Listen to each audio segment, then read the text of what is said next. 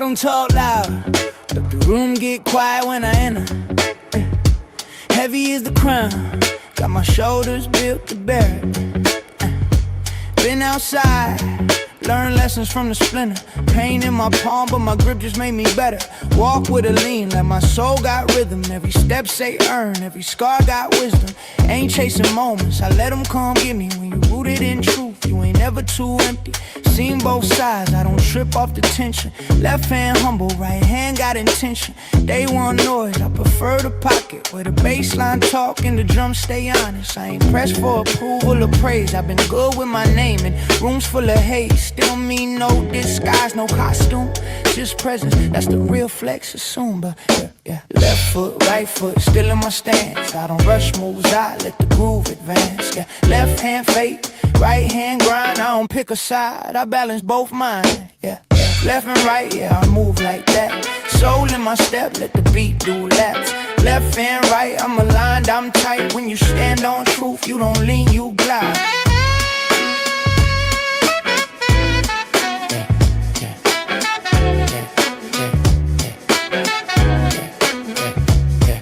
I done sat with the wise, I done laughed with the wolves. Learn silence, talk louder than a room full of fools. They mistake calm for weak, that's a lie. They believe I don't bark much, but my bite got teeth. No cap in my tongue, no gimmicks to sell. I'm too busy being free, I don't sit in a cell.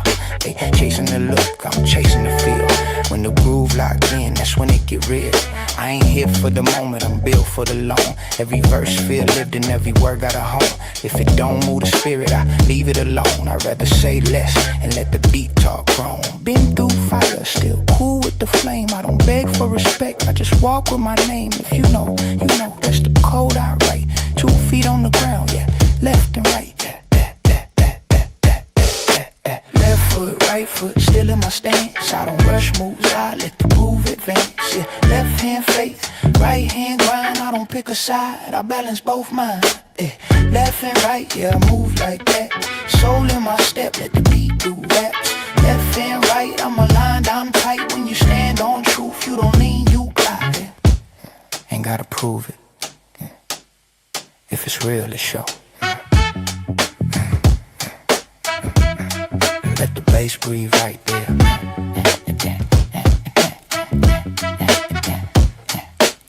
Left and right, steady pace.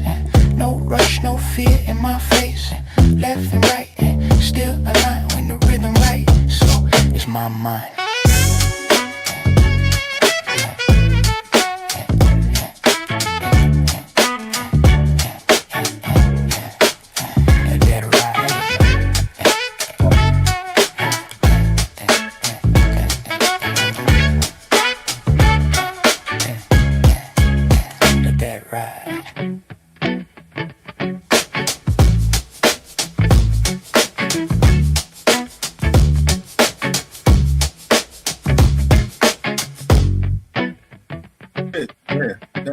There we go. My fellow Americans, I would like to welcome you to another beautiful episode of Too Much Dip on the Chip. I am your host, Keith, and with me today we have Mayhem, followed by V. We also have our producer, Cass.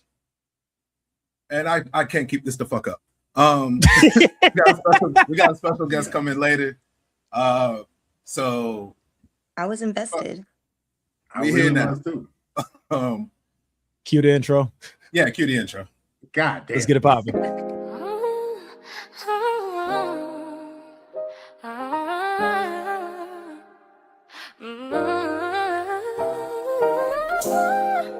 Hey, load up the game. 808 slide in. Joystick click, crowd echo faintly. Low spawn in first, stealth mode stage. Talk slick like Gojo when he step on stage. King press star, ain't no cap in my script. Final boss energy, boy, never miss a glitch. V got the vibe, Jojo pose in the mix. Aura in the booth, every word do a crit. Eminem, mother with the mayhem drip. Uma with the blick and the power up lip. Casppuccino bilingual, Duolingo with the flame. Talking XP, spirit points, whole different game. Eric that, but we leveling up, no lag in the trip. Welcome, Tego. Too much dip on the chip. Low King Lee, Eminem and Casppuccino in the building. Where anime meets mayhem in the mic stay dripping.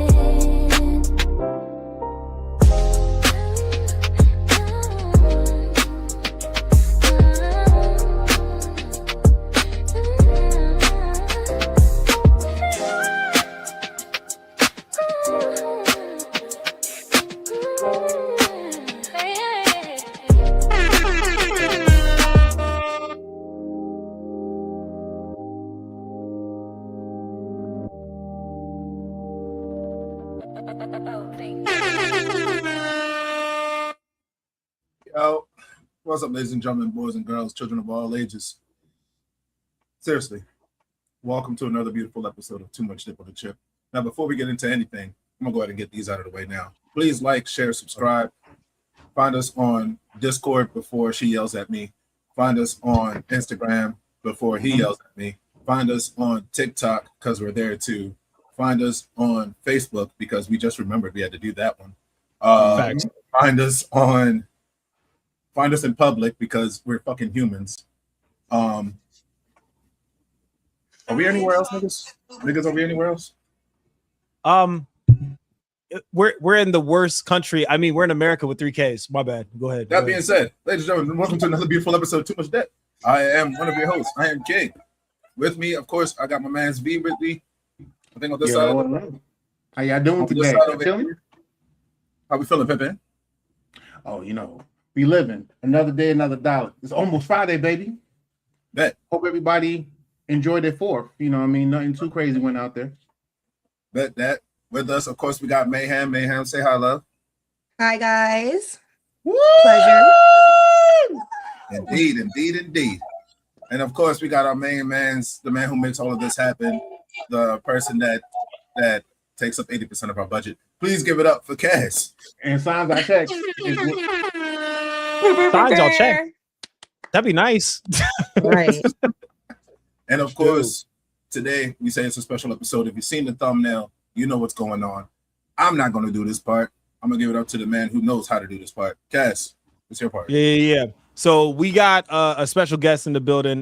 This is family. I don't even want to say this is a friend. This is family.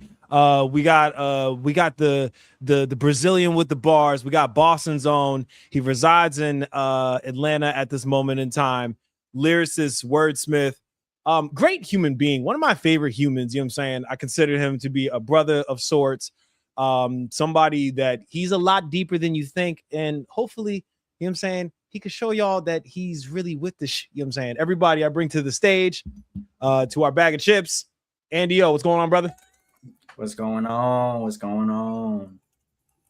You look sound so Applause excited. for this man. Like, where the hell are our applause at? Yeah, where my applause at, bro?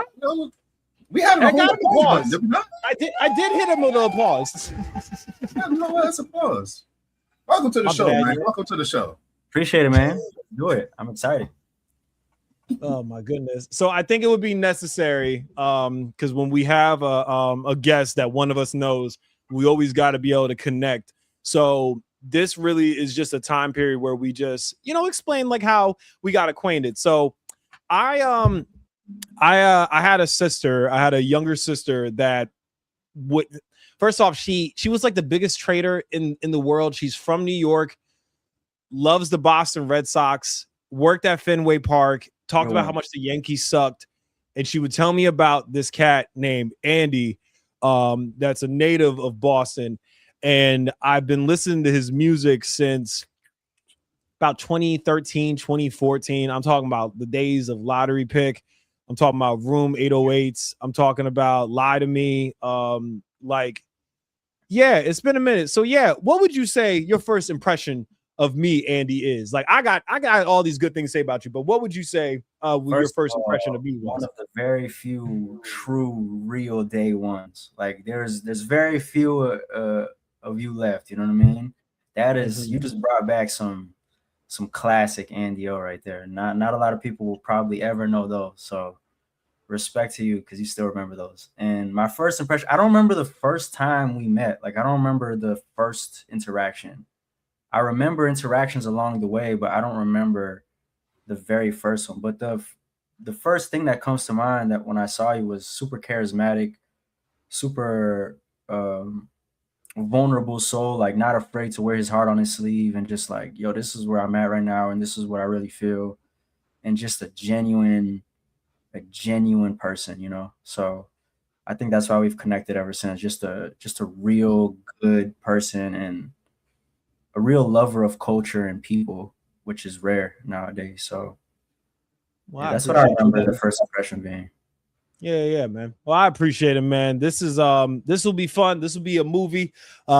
Hopefully, you know, I'm gonna say pause in advance. Hopefully, as you get stretched in this area, because this is I said that. I said it. I gave the advance. I did the earn-in. I did the clover.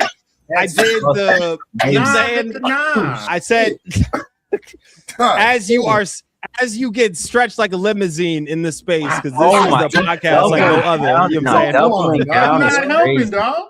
10 minutes into the show. 10 minutes. Hey, 11. It's 11. So now we made the marker. But yeah, man, this is a different podcast that you've been a part of, man. So the podcast is titled "Too Much Dip on the Chip." So when you think of that phrase, "too much dip on the chip," what is that first impression? Like, what does that mean to you? How does that resonate? Well, the first thing that comes to mind is the wild shit you just said. And, exactly. Thank God. That is definitely too much dip. Way too much dip on the chip. I'm gonna pause that just preemptively, just in case. Pause. The first thing that comes to mind is like, that's what a lot of these niggas have, you know, just way too much dip on their chip, bro. Yeah. Elaborate, son. Elaborate. I need to know what's going on. Like, you know, I live in ATL right now, and you know, like anywhere, it's not Atlanta exclusive, but Atlanta really highlights it well. There's just a lot of niggas running around with just way too much dip on their chip, just doing too much, just trying to do the most, and you know, a little less. You need to taste the chip a little more. You know what I mean? You got too much sauce on there, so that's what comes to mind when I hear it, for sure. Okay. King, would you like to bring us through the docket by chance? Because we got a plethora of things. Like, we got albums to talk about, we got some BS to discuss, and we got to go through if whether or not somebody got a little too much dip on their chip. So King, take it away, man. What do we got as far as topics today, man? All right, first up, goddamn, speaking of sheesh. All right, first one we got on the topic of the docket. God damn, that's a bar. Come on, Pie Piper. Stick. I don't know if I like that. I was gonna say I don't know how to take that. That shit. Pause. Double pause. I was about to hit you with a pause. That's double pause. I have no idea how to. Okay, we're gonna talk about Stacey Dash. Fuck it. We're gonna talk about Stacey fucking Dash because no. Apparently Stacey Dash is coming back to the black community because she just remembered that she's black. Facts. Or she was black. Mm-hmm. So how do y'all feel about the return of Mrs. Dash? Somebody else, everybody and their mama has to go first on this subject because, you know, I'm trying not to get canceled. Yeah. Go for it. I mean, when I saw the video, it said black don't crack. And I was like, oh, Stacey. It just does crack. My bad. Go ahead. Keep going. I mean, she was bad. You know what I mean? Clueless era. You know what I mean? I think that's the only thing that I know from. But yeah, you know. But I figured since she's been in the news a couple of years now, she hasn't been on the black side for a while.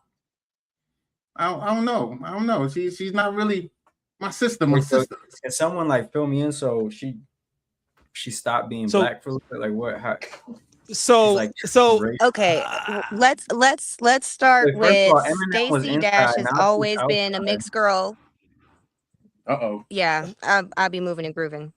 So let's just start with Stacey Dash being a mixed person like me.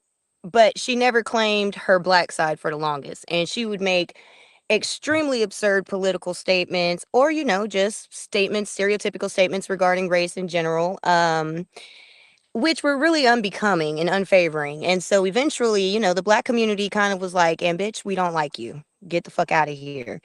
But now she's trying to come back, make up for those mistakes, the poor judgments and the poor things, that she had to unlearn, which fair. Sometimes you got to unlearn some behaviors. But I think she's a little too far gone to come back right now. So we're not And opening. the only reason you're doing it is because you want to to get back into movies. I see. So I like mean, people are suspecting it of being like ulterior motives. It's not just because she wants to, I don't know. She just wants to turn things around. She just wants to get into movies. It's like what people suspect. Exactly. Yeah, it's performative. Because she was straight to DVD. She made a lot of BET classics. You know what I'm saying? She was in the 35s and counting. My bad. Oh, my bad. I'm supposed to go last. My bad. Y'all, anybody else take the mic, please. King, what you got? I'm on probation. You gotta go. Go ahead. Stacey Dash, I'll be honest with you. I could care less what she does, how she does it, where she goes. I never, so this might be a hot take. Go for it. Sizzle. I never saw Stacey Dash and Beyonce as like the top tier. Stop. Oh my God. I never saw them in that light. I know that's a hot take. I never saw. I'm not putting Stacey and Beyonce in the same category as far as their views or anything like that. But if we're talking about just straight beauty, they're a cool 6 to me. Maybe a 7. Brother, you trying to get the beehive on our ass? I for one, I'm saying, can you? The beehive is going to whoop our ass. I don't know about you, but we still new here. We're still new. Who? My hands are bisexual. I wish they would. It's not happening to me per se. You know there's that's a lot just of men in the beehive. I There's got a lot of plenty. men in the beehive. What?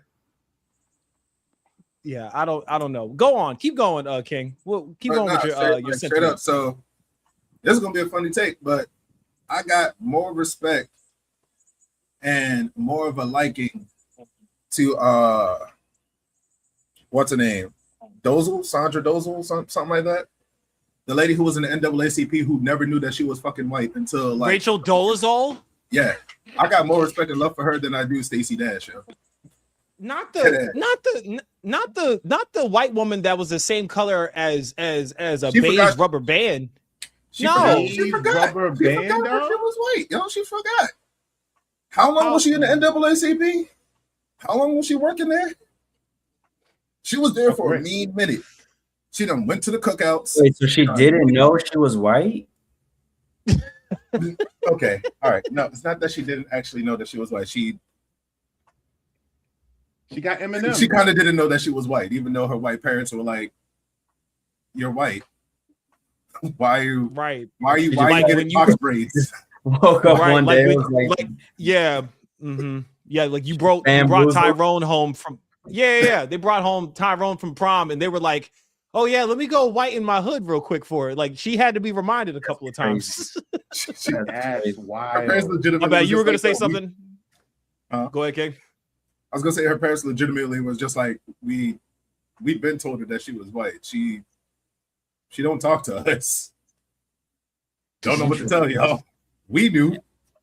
Was she like adopted or something by like white parents or something like that? Or all right, I'm gonna find a picture. Biological parents are white, and then she just like looked in the mirror or got a sunburn and was just shocked. Like, how did that? I don't think that matters. Basically, she was occupying spaces as a black woman, but was not.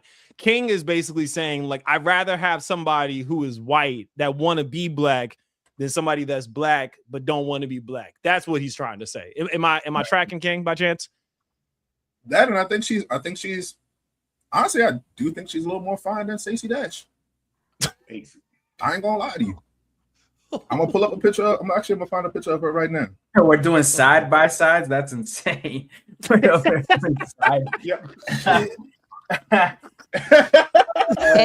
out to the person in the comments though, because they're saying that Kelly Rowland is better than all of them, and Big Kelly, agree. facts. Kelly is not- Kelly Big rolling. agree. Kelly, Mhm. Kelly is on top for sure. Kelly is on top for sure. Listen, Out I'll of all take the it. Destiny's kids, it's Kelly, it's Latoya, Michelle, Beyonce. Eminem. Oh, There we go. Wait Didn't till I say after the behave? show at least. Nigga, damn. Yeah. What? No, Didn't I V's say wild. behave? I don't know why V said that. V's wilding today. I don't know. Oh, word?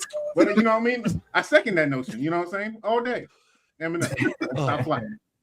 So is it because she's light skinned? Does she get like half a fist, kind of like an elbow? I guess when you put the fist Oh, up. so That's I mean, I had okay, all right, yes. Listen, M, From now I on, get the- yes, I that's get the it. same Yes. thing, you know what I mean? I get the same. Shoot. What do they say? What Drake say? I guess black excellence, but I guess when it comes to me, it ain't the same. Oh my God. Yeah, you know what I mean? Anyway, Bar? So that's Okay. Rachel Dozel, okay. right? King, you're smoking the same stuff that Stacey Dash smokes. I don't know what you're talking about. We need an upcoming picture of Stacey. That's old. That's old. There should be a Even old, smoke 3 rock Stacey Dash look better than Rachel Dolezal. What you talking about? I mean, You're bugging.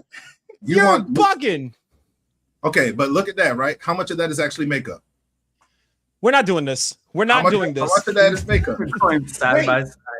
We're not Ain't doing you- this. Ain't you anti Stacey Dash anyway, Cass? We haven't Listen, got your thought her- process. Her confused. I've been glazing. I've been on my knees with knee pads in my dress, sucking off masks that look better than Rachel Dolezal. Golly. I'm not doing this with y'all. I'm not doing this. What the That's fuck fast. just happened there? You No. like yeah, Tourette's. This is personal. This man Right, said that shit hella personal. one Shut up. said Rachel's bald. Oh, Rachel's She bad. looks like the oatmeal man compared to Stacey Dash. We're not doing this. So you taking Stacey? You taking Damn. Stacey over Rachel? Yo, Even You don't if she think- don't like her own people, like I Nah, can't hear nah, you say. Fuck the people part for a second. You gonna take 40 pounds of makeup, 3 hours of makeup, 40 pounds though.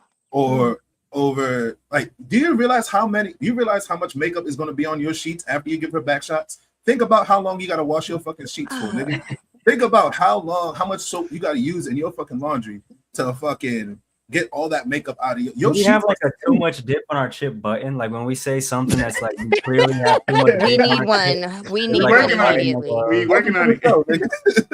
Yeah, sign up for the Patreon. Sign up for the Patreon. We'll get a too much dip button added to the soundboard. But first, sign up for the Patreon. I think it's what, $2 a month. Continue. Go ahead. Well, you said how much soap would I have to use? You're gonna have to use extra soap. Yo, your sheets are fucked, yo. You gotta think about that. You giving her back shots, her face in the pillow. You mom, giving her that shit.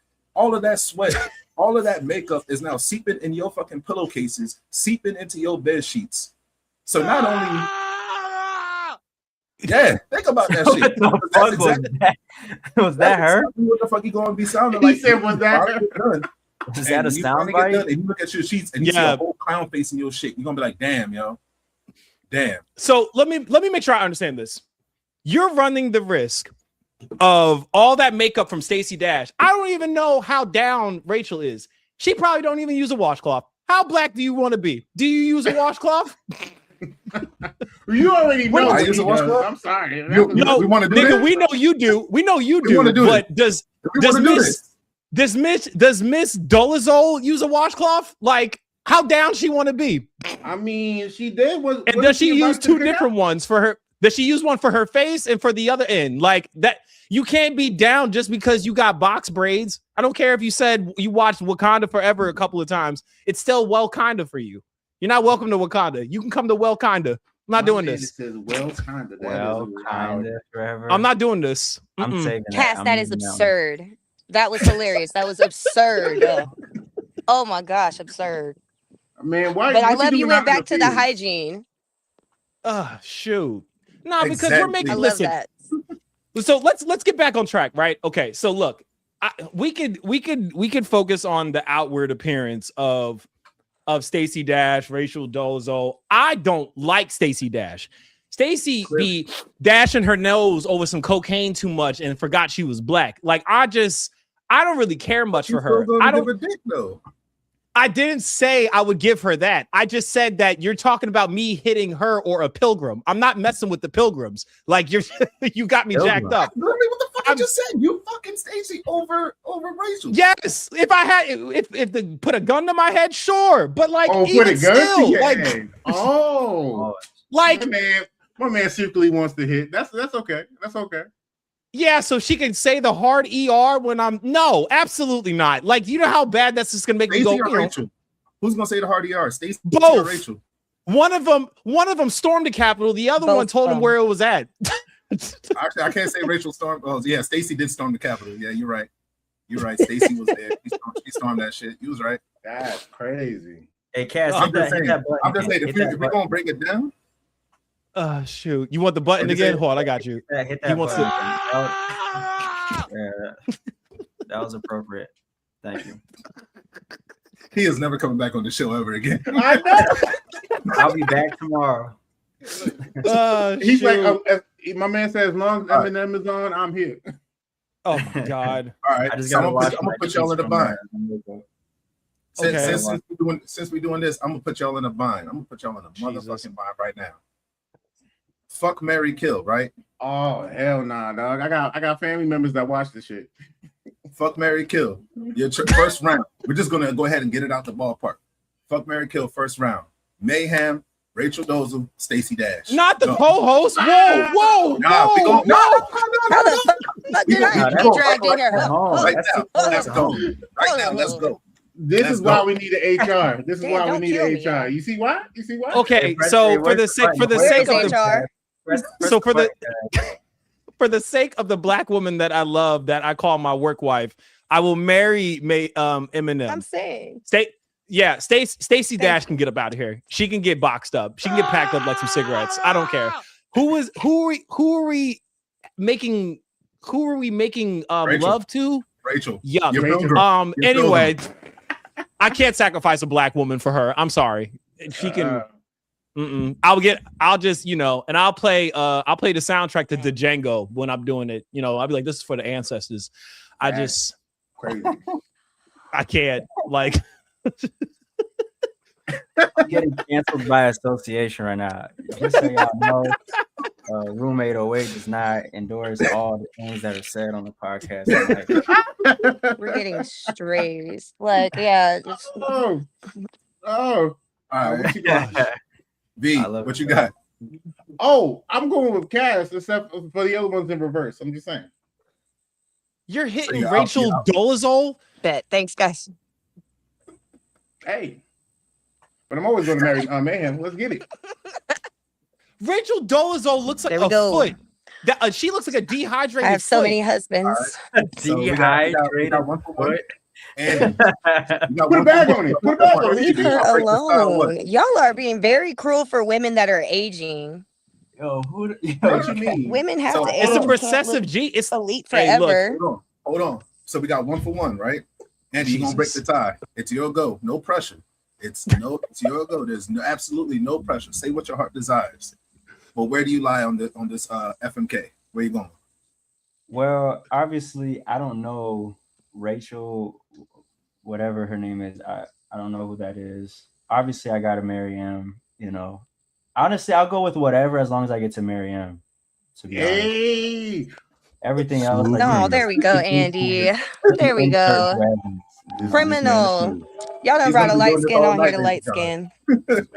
He's light skin on light skin love. Gotta enjoy it. Y'all are hilarious. Everyone else, I don't know what we do with everyone else, but I'm happy with that answer. All right. Somebody said Latoya. Somebody said Latoya Luckett or Stacey Dash. Ooh, Latoya every day. Latoya every day. Latoya. Who's the shorty that was the younger sister on Fresh Prince? Oh, Ashley? Tatiana Ali. Tatiana Ali. Yeah. Now for Tatiana gorgeous. Ali, Gorgeous. I might have to rework the list a little. She married to a white man. Yeah. That means I don't know if that was. My man said, "Look, that don't bother me. Shoot, I'm white passing y'all. Yeah, I got you." Okay. So Second round, FMK, right? Wait. We still going? Okay. Yeah, no, second round, and then I'm gonna switch it up in the third round. But second round, because we're already here, and I'm kind of liking where this is going, especially since And I mean, give me some options. Oh yeah, all right. We're gonna get this one for Mayhem real quick, right? FMK, all 3 Spider-Man. So Tobey Maguire, Andrew Garfield. Do I have to answer this? No, I said Andrew- Mayhem. Why did Do you want to answer it? Do you want to answer it, bro? Andrew Garfield Jump in. or Tobey Maguire, FMK, your choice. Go ahead. Oh my god. All right. I'm gonna have because this is actually tough. I'm gonna have to go fuck Andrew. God What? damn. Oh my god, no. Jesus, fuck. This is tough. I want to marry Andrew. I'm not even gonna hold y'all. I want to marry Andrew. I'm gonna I have love to you, fuck sister. Toby. And unfortunately, I gotta kill Damn. Tom. Tom's gone? I hate to do it. Like, he's gone. I hate to do it, but there's no physical connection, attraction there whatsoever. Zendaya, boo? I'm sorry. Even though he seems like a great husband, he's very considerate. No, I want to play in Andrew Garfield's hair. So, Zendaya, and boo? I can't do any. I can't. Have y'all not seen his hair? It's majestic. He's beautiful. But my man's He's- over he's- here. oh, My bad. His hair Look is at my that, bad. Andy. I was Andy, I just- see yours too. There was just something on the screen. I was just looking at something. That's all. Okay. Round 2, and then I'm gonna give you another one since you couldn't do the first one. I'm gonna give you another one, Mayhem, and then I got one for the guys, right? So your next All right. round, FMK. These 3 niggas right here. That's Whoa. crazy. Why would you Oh put my me in- Why guys. would you put me in position, bro? That's fucked up, bro. We playing for keeps tonight. That is Nah, I'm- Oh my god. You Oh, know we're what? playing for You need- keeps. I mean, Andy, Cass, and King. That's good. Listen, I'm a No, no, guest so here, so he's first- referring to the first- other First three. of all, Disqualified. I'm I'm already gonna married to all of beat. y'all. Guys, calm the fuck So down. your 3 choices. We're already is all V, married. Andy and Cass.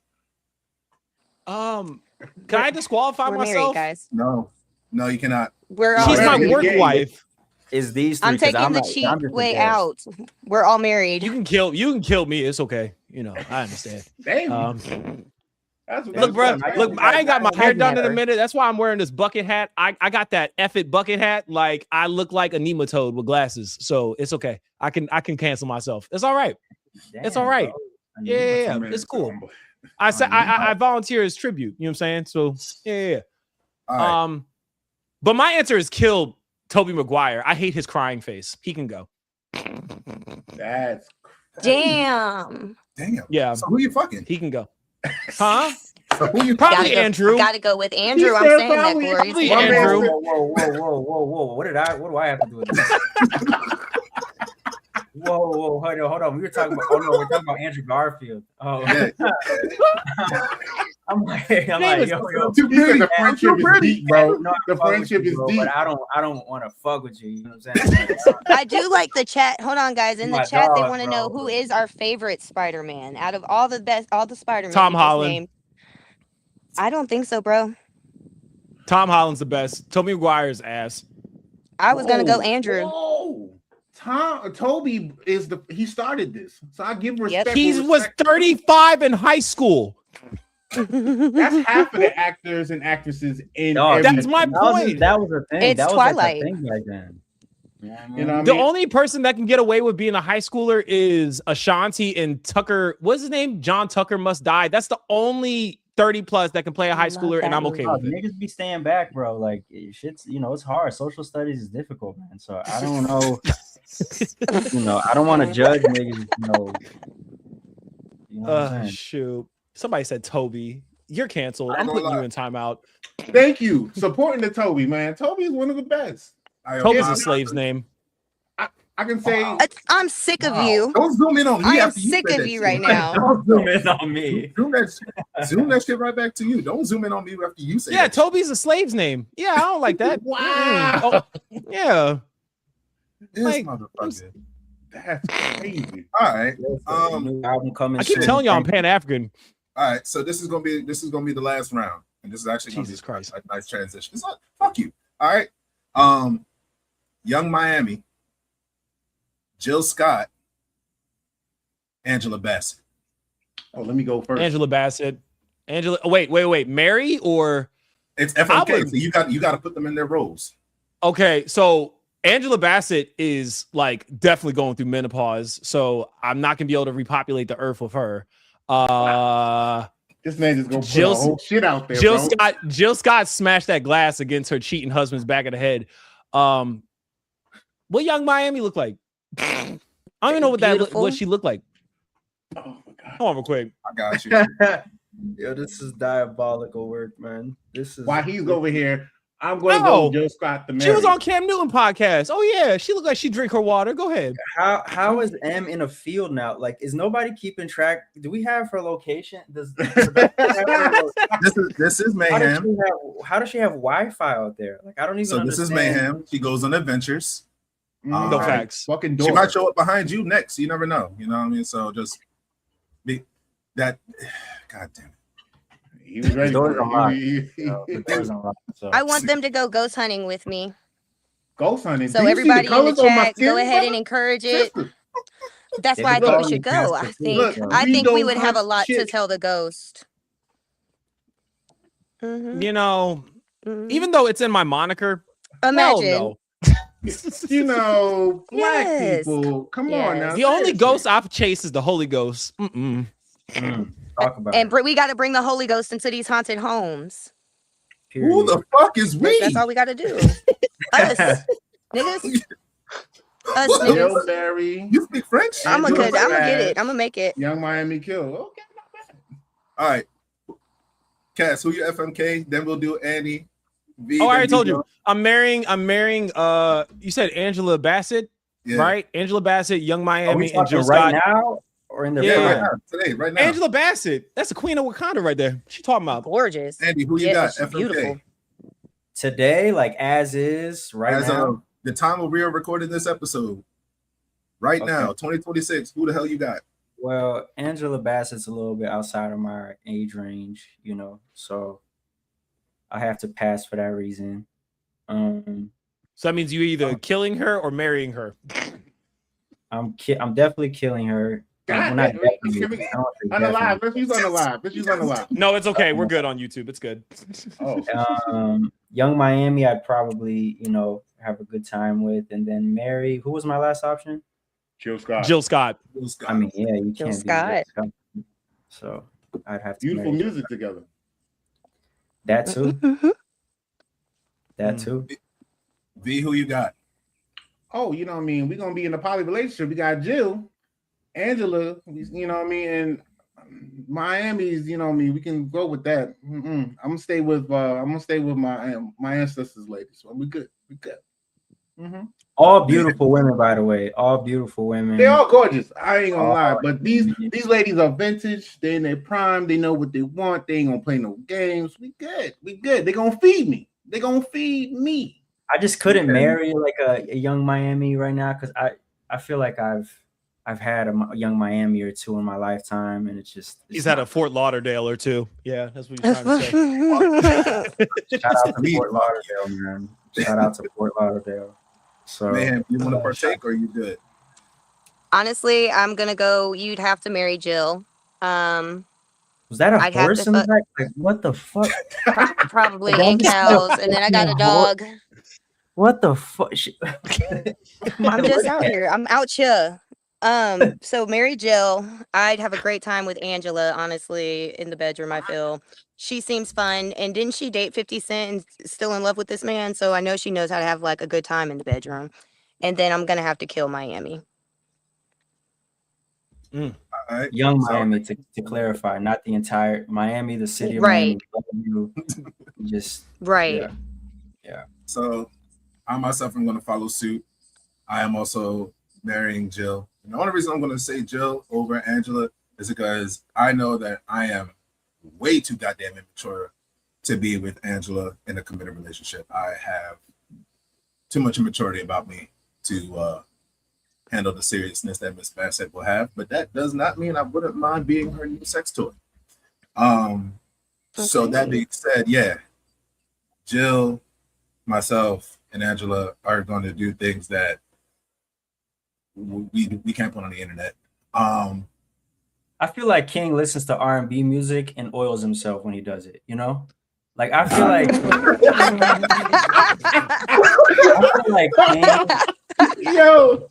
King goes to like King has VIP tickets to the Chris Brown Usher tour. You know what I'm saying? Yes. I mean, like King was riding the horse that was in Eminem's background at one point. You know what I'm saying? for like a photo shoot, not like for enjoyment, just for like a photo shoot. You know what I'm saying? A book cover. Doing shit. A book cover. Yeah, that's see. Yeah. Wow. She's thinking about Vivica, not Angela. Hey yo. Oh. No, about the 50 Cent thing. He's right. They're right. Oh, okay. I don't know who said it, but they're right about the 50 Cent thing. So as I we're would, talking I about would young have a good time with Vivica too, though. I don't like Vivica today. The old school Vivica, I'm cool, but the Vivica with all the work she got done, I'm not feeling it. Mhm.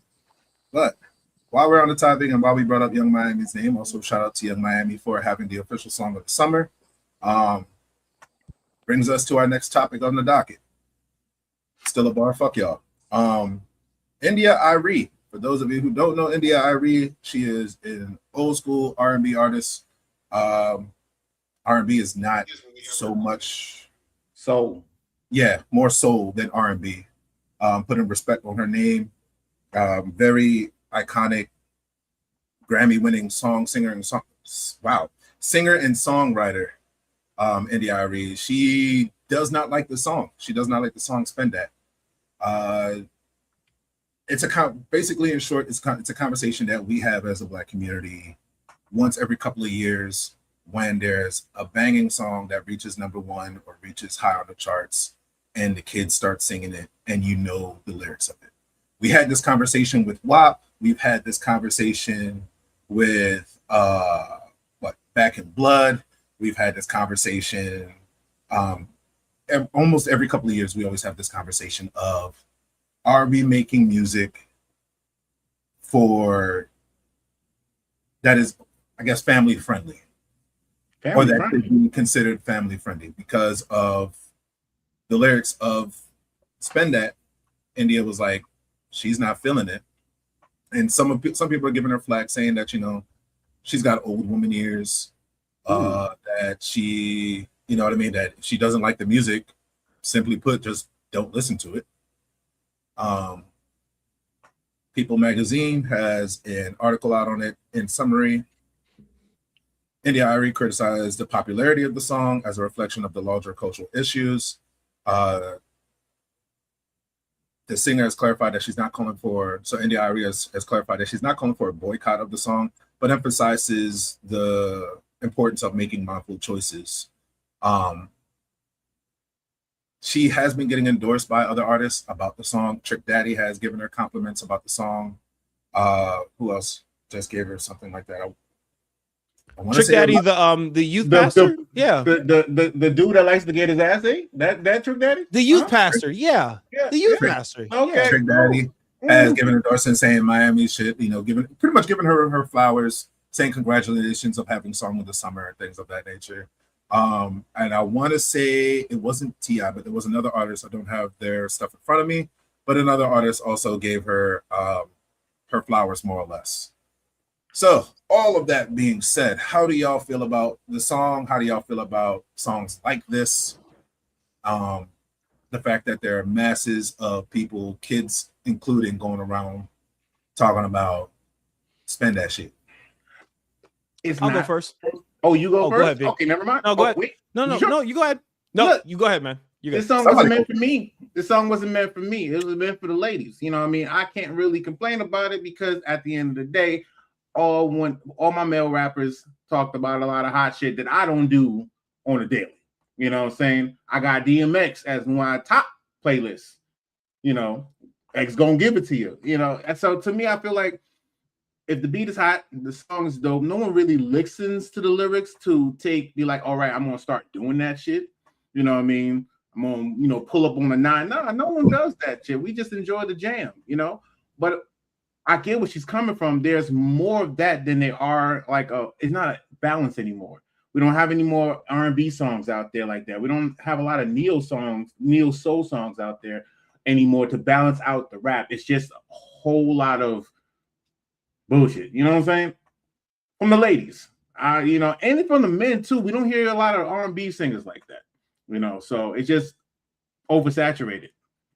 So I get where she's coming from, but I understand. You know, it's for this generation. We can't complain. I know like what our parents don't like half of the music we listen to. They don't even call it music. Shit. Okay, That's my thoughts. so Right? I'll go real quick. I agree a lot with what V is saying, especially along those facts that we don't get a lot of neo soul music anymore. We don't have those women who are like, I mean, even think back to early Destiny Child, Cater to You, stuff like that. We're not getting that same kind of energy from women at all. Like, we got a song about love from Megan Thee Stallion, and it wasn't really about love. Like, you watch the video, and it was more ass shaking and all this shit than it really being about love. But I just think that's the era where women are now. Unfortunately, women, they much rather have a good time. Girls just want to have fun mindset in the background, and I rather be making money. Now, it's not personally my favorite song of the summer, but I am going to give her her flowers because when was the last time she even gave us anything? Especially, you know, since City Girls broke up, since all of this drama with P. Diddy, since all of this other drama going on in her life, it's just good to see her back to her craft. And I'll give her her flowers there. Congratulations on the song of the summer. Congratulations on getting back to it and hitting the ground running. Kudos for that. But I do think as Black women, we do have to start giving out quality content, not just sex sells all the time. Because there goes my dog. Because though, yes, sex sells, younger girls need to be reminded that there's love out here, or, you know, to connect deeper than just the pockets. So that's it. Let me get in here real quick. So even though our last conversation, that was a way of like just breaking the ice, and it took a turn like off of a cliff.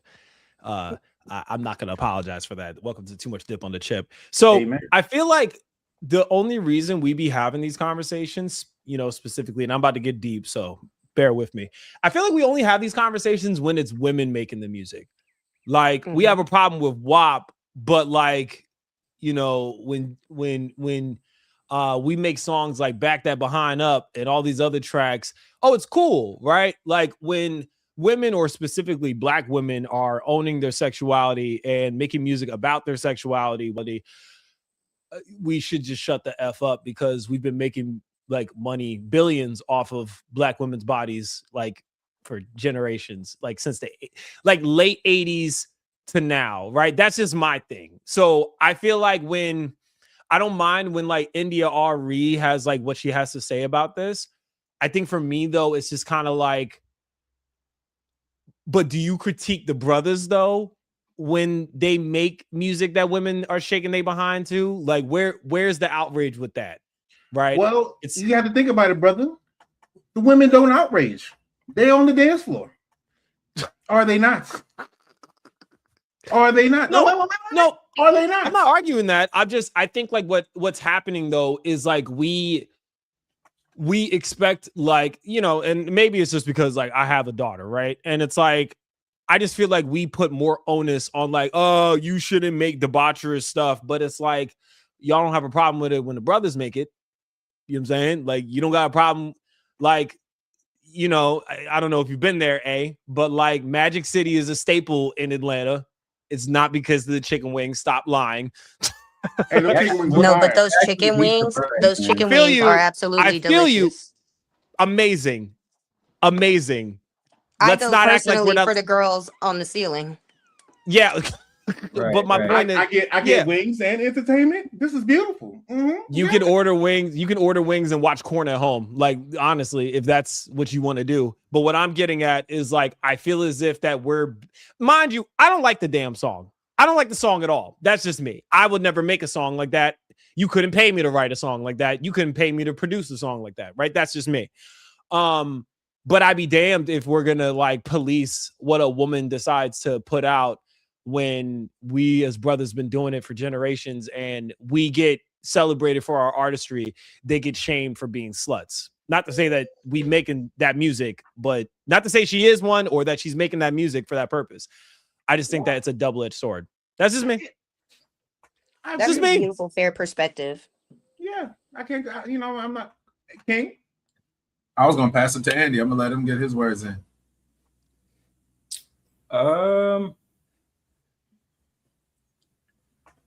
Andy's like this. What Casper's saying is very, very true. Because I'm in Atlanta. I'm in like the heart of it all. You know what I mean? I know Miami is obviously not from Atlanta, but the songs like that really resonate in a place like Atlanta. You know, everywhere you go, that plays and people just lose their mind to it, right? I have like a weird perspective on it because to me, music like that is contingent on the honesty. Like if someone's making that record because that's how they live, I'll give an example. Like on the niggas side, like we make songs about killing each other, right? But you can tell when someone's frivolously talking about those things versus offering a perspective that's like this is how they live, or there's like some sort of story behind it. I'll give an example. Someone that I really actually respect is 21 Savage. And it's because he talks a lot of street shit, but you could tell that he's offering his perspective because with the murder shit, you also get other sides of him. You get a lot of intricacies and nuance that really come from someone in that life. Does that make sense? Whereas some niggas, you know, they pick up a prop gun and start waving it at the camera and pass that on to others, that frequency on to others, inconsequentially, just for the sake of it being cool. But they never been to a funeral. They never seen someone laying in the street from a bullet wound, right? And so vice versa, I think it goes that way with women. Like there's a lot of women that make, and this isn't towards Young Miami, but there's a lot of women who talk about scamming niggas and talk about, you know, giving up pussy to everybody and this, and then they're married. You know what I mean? And they've slept with like 2 or 3 people. But they're talking like, man, I just got a train ran on me, get a train run on you. And it's just like, you know, the people He's not lying. you're you know what I mean? You're passing that on to your viewer. And yeah, so that's one thing I have on the artist side. And on the other side, there's definitely an imbalance, right? Like I believe like in the 2000s, we had such a great balance because you had crunk, you had twerk, you had shake that ass music, but you also had R&B, love. So depending on where you were at that day, you had options of who you could pick, you know, because you had famous, you had melodic music like 50 Cent popping at the same time as Chris Brown, you know, early Chris Brown, right? So you could pick what you were going to. Nowadays, if you don't want to listen to Young Miami's Spend It, what's your option? Right? And there's obviously a lot of music out here, more music than ever now. It's just because everything's algorithmized, so to speak, things get funneled so much more, you know what I mean? It's hard for even one song to get popping. So congratulations for Young Miami to breaking through the ceiling and even getting one to pop. But there's definitely a pattern of like the algorithm is heavily favoring one thing to pop. And because of that, the audience suffers because music, unlike any other art form, directly affects culture because music directly speaks to our heart. So if all we're hearing is where all my scamming ass niggas or whatever, however the song goes, if that's all we hear all summer exclusively, by the end of the summer, it changes us. You know what I mean? Whether we want it to or not. And so I think the culture loses when that's the only thing. I think Young Miami loses overall when that's the only thing, because let's say Young Miami offers a different perspective in the next record.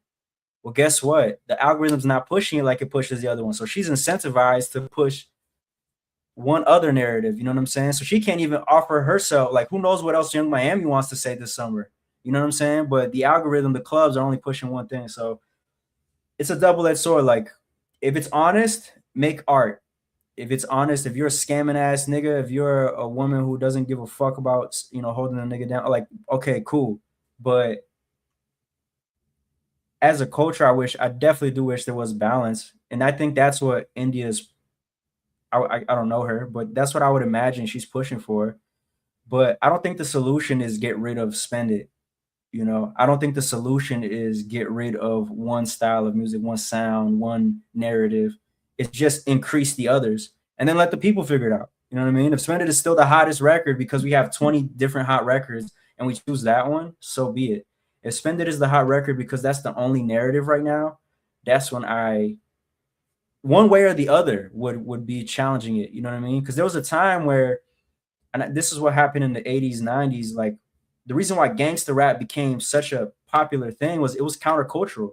The only thing that you got at that time was, you know, I'm dancing Spiritual, in the park, lyrical, fight the power, all that right? stuff. And I think that's a problem because people felt that wasn't the only perspective. That wasn't, niggas was going out to live a reality that wasn't that, right? And so because of the lack of perspective, you needed to have this countercultural thing. I think it's the same principle. Like it should, art and culture should never be too much of one side. That's why in my music, you'll never hear just one side if I'm doing my job right. Sometimes you just want to ignorantly shake your ass. You know what I mean? Not me. I'm saying people. Hey, whatever you I do hope in your not. spare time, brother, is what you do. You know what I'm saying? It's okay. Right. You know, contrary to popular belief, I do not be shaking my ass. But sometimes, you know, that's the vibe of the function. Sometimes it's just like people want to have a couple drinks and get loose. And then other times people want to get together and listen to something insightful. You know what I mean? I was just in a room on Monday where I was in a room full of artists and everyone's playing like the deepest records that they have, you know, and everyone's in tears and that's what was needed that day. You know what I mean? The next week we might come back and everybody's playing like some turn up shit. It's just, the point is the stage has to be open and set for everybody to touch the mic, or there has to be multiple stages and the audience has to know that all of them are available. And so, you know, shout out to Miami, shout out to India.Arie, you know, a legend. I don't think there's a problem with either perspective in this, which might sound like a cop-out answer, but genuinely, I genuinely don't think that either one's in the wrong. I wish that we didn't have to go back and forth publicly, you know, especially Black women. There's already so many things, you know, the plight of the Black woman is real. You know what I mean? Everybody's constantly wanting something from Black women and giving nothing to them. So for them to go at each other publicly, it always is like, it never feels good, you know? Although I don't know if Young Miami responded, but you know, both perspectives are valid. I personally, I'm not like listening to Spend It all the time, but if it comes on, I'm not totally against it. Yeah, like if it comes on, like it's cool. It's a well-made record. It's not my perspective, I guess, that I enjoy. But there's people that's I'm in Atlanta, bro. There's people that's how they really live. You know what I mean? And so they deserve their record. You know what I mean? They deserve a record to champion. It's just there should be other things that play throughout a night. And right now it feels repetitive. It feels like almost too intentional from the higher ups. Young Miami's just doing what she does. But whoever is tweaking and tinkering with the algorithm, it's just funny how we're just getting this, right? Like Black women only do this, right? You know, Black men only do this, right? White men only make music like this, right? Like it's just funny how the algorithm just champions one piece of any culture. That's what I have more of an issue with, you know what I mean? Because we should have a very storied, Black women have so much to offer. We should have a spectrum of things on Black women right now. You know what I mean? There should be a whole bunch of music popping from Black women about love, about being distraught, about the world and their world political views. When's the last time you heard a record popping from a Black woman on her political views? Oh, we got that. We got Nicki Minaj. We got Nicki Minaj, but we got it. We got her Twitter. We got her Twitter. Like we don't even have it on wax, you know, that I know of. So King, what you got for us? Not far. I didn't mean to take No, that was beautiful, brother. We're just spreading the mic around. That's all. My perspective of it, putting on all my ears. So my DJ ears, my dad ears, just being a Black man in America ears. I have not once heard the Spend It track. I've heard people sing the chorus, but I have yet to actually hear the song in full. for my own personal thing, I'm probably not going to, because that was not made for my ears. It was not made for me. I'm not the audience for that. And that's one thing that I carried when I first saw the article. That was one of the first things I carried, was like, India might just be at that age range, much like myself, where we have to accept the fact that we're not in that group. That song is not catered for us in that group. Yeah, you may catch a couple of aunties at the cookout, at the club, whatever, dancing to the song and doing whatever with the song or whatever. But more often than not, you're not going to hear them have it on repeat like that, unless it calls for it. Like, they're not going to really be out there playing it back to back to back. So that's one thing that I thought about. The next thing I also thought about too is the fact that, let's go back in time. It's like we went back earlier. We mentioned WAP. If we go back even earlier than that, anything that Nicki Minaj had put out at that time. If we go any earlier than that, S&M by Rihanna. Mhm. we have that. Even somewhere in there, you could even squeeze in Cardi B. Double, Little I mean, Kim. outside of just WAP, there was another one, and even Sexy Red, all of Sexy Red, when Sexy Red first came out. If everybody remember the food stamp track, the I love EBT Sexy track Red, that she had when she first came out. You know Right. what I mean? She's been running with that. But also too, and Andy, I think, was the one who brought the point of, you kind of put yourself in a corner when you do that. Not saying that it's a bad space to be in if you know how to work it. For example, I'll give an example. Adina Howard. Adina Howard, if you want to call her a one-hit wonder, you can call her a one-hit wonder. She makes the track Freak Like Me. That track came out, I think, in 93. Since then, it has been remastered, I want to say maybe 3 or 4 times. Up to this I day. love Doja's version of it. Well into, I want to say she might be in her 40s, give or take. She's still the same. She's still a freak from the day until the That's a dawn. crazy statement. She's still a freak is crazy. That's how the song He's goes, yo. honest. That's how the song goes. You Hey, never she's heard still Freak Like Me? I know you heard that song. That song plays out a couple of cookouts. But Of course. you know what I mean? I'm sorry, what song? I'm over here reconnecting to IG. What song? Adina Howard's Freak. Oh yeah. I want freak until the day, until the dawn. Fam, I'm in Baltimore. They play that. They play that every weekend. Yeah. So yeah, but she has played in that for the longest and has capitalized on that for, well, the longest. You know what I mean? On the other end of it, you look at someone like Megan Thee Stallion, right? Megan had a very vast collection of music, but her main hits are all ass. They're all ass shaking. That's what it is. She switched it up. She put out a song that, was a love song, albeit some things happened, and all of a sudden the song was all over the place in the charts. You know what I mean? So it very well, you got to know what you're doing when you're doing it and how you're doing it, and if it's the right time to do it.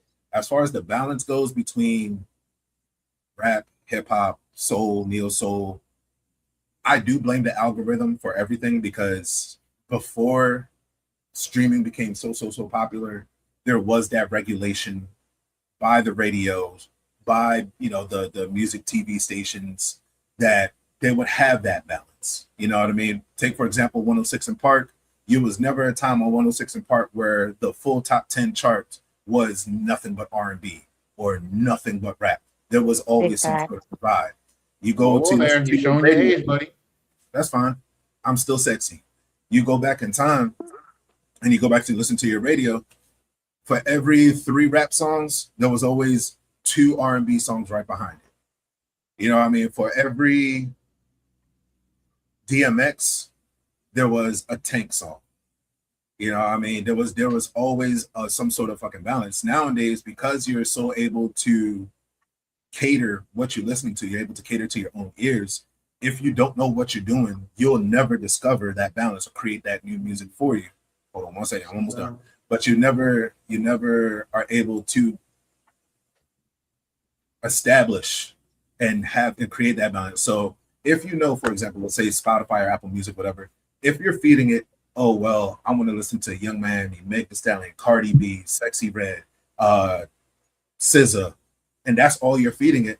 Yeah, of course, that's all it's gonna fucking give you.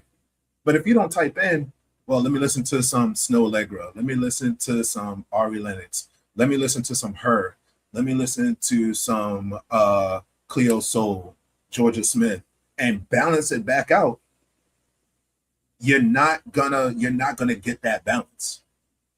And you gotta, we're in a day and age now where you have to build your own algorithm. You really have to cater your own algorithm. Otherwise, it is gonna create. But kids don't know that. You know what I'm saying? Like that's one thing that I do.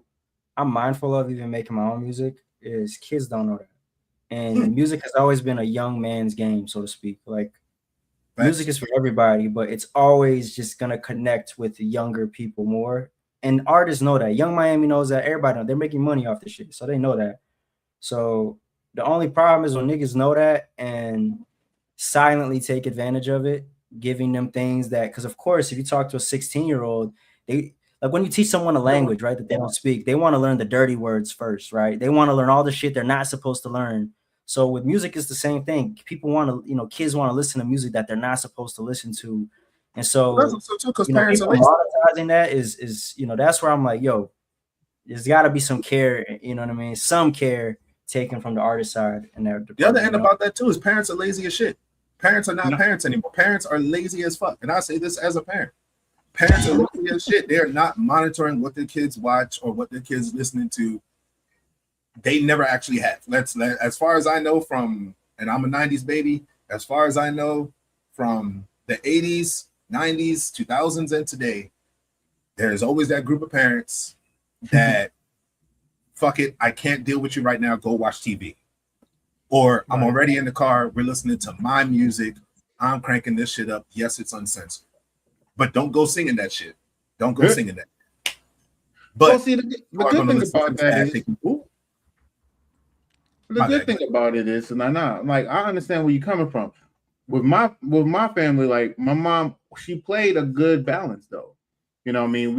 If we was listening to the radio, we listened to Biggie.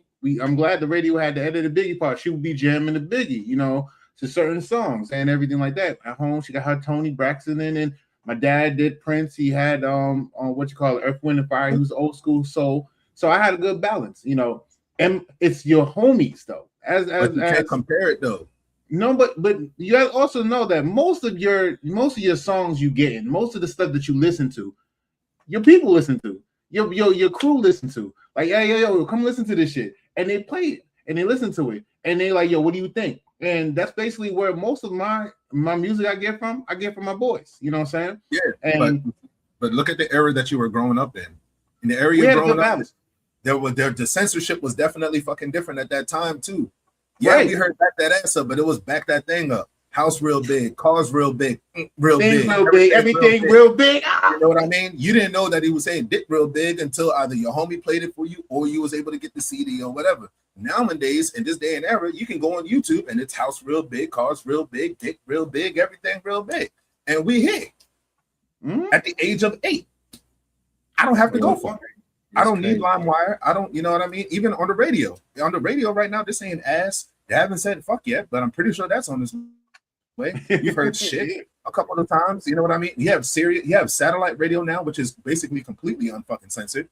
You know what I mean? So it's a whole different fucking era now. And especially now that we have Apple Music and Spotify and all the other streaming shit, you know what I mean? All that shit for the most part is uncensored. So you're automatically exposing yourself and the kids to it right then and there.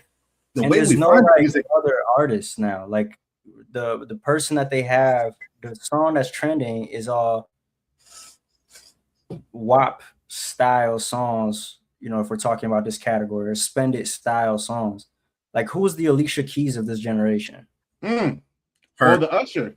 Even though Usher's still performing, We don't I was have gonna that. say no, but I'm her. saying, but her is like a decade old at this point. Like, who's coming out now? Every other generation, literally in the history of music, has had their own champions of each style of sound. You know what I mean? Who is Jen, whatever it is now's Alicia Keys? If they're stuck on hers, my people, you know what I mean? Who is their person? This is the first time ever that I was in North Carolina 2 weeks ago or a week ago. You didn't say hi? That's crazy. My bad. Next time. But I was in the hood, and you know, I was sitting outside a grocery store, and Baddies? I was she could go. watching a friend of mine's little girl while she went to the store to grab something.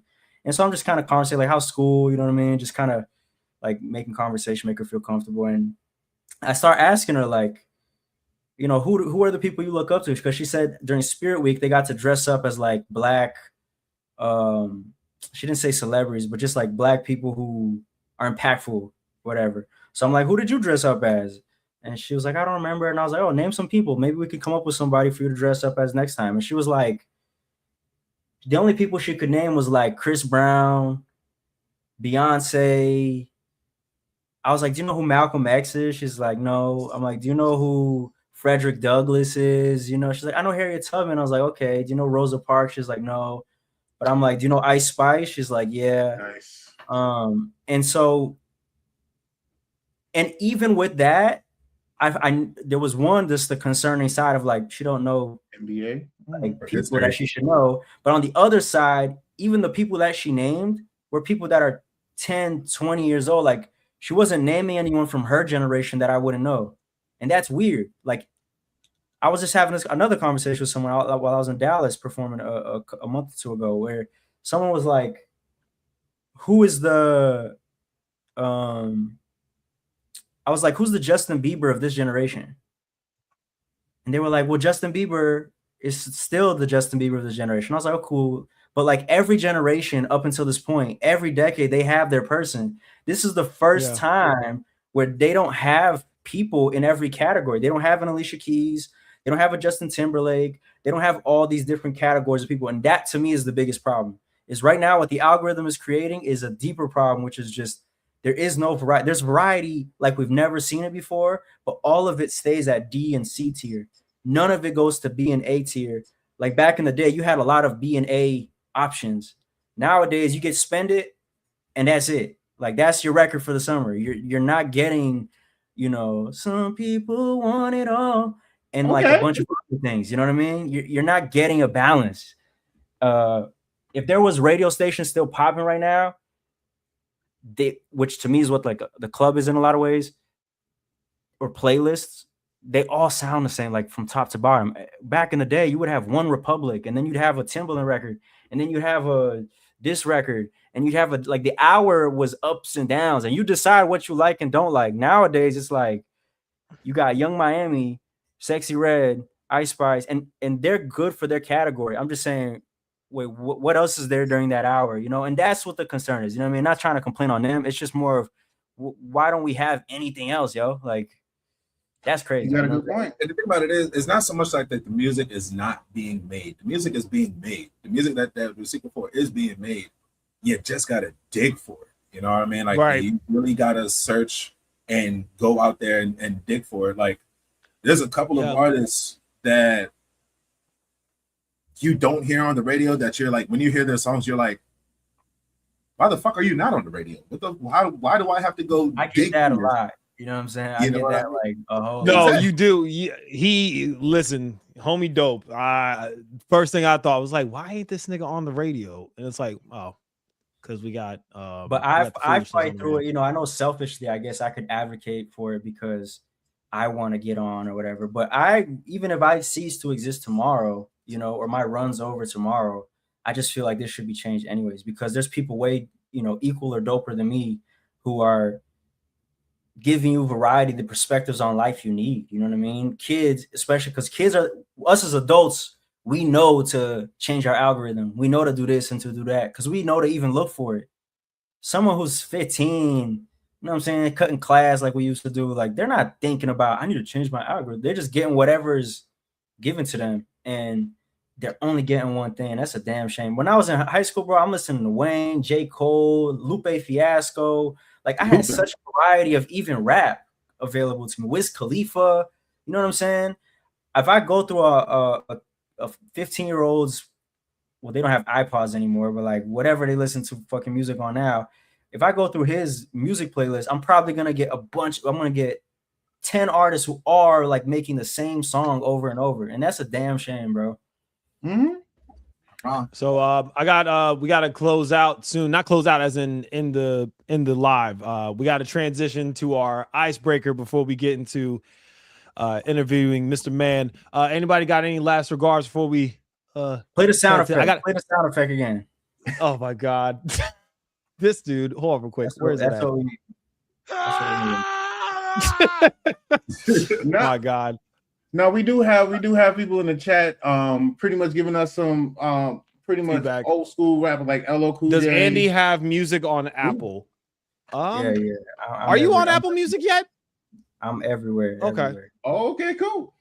No, but think about it this way. I specifically love the comment though where they're saying the generation change for music is when MTV, BET, VH1 died. Like when they stopped that, they're absolutely right, because I mean the diversity and range that you could get from every channel, and now we don't have that.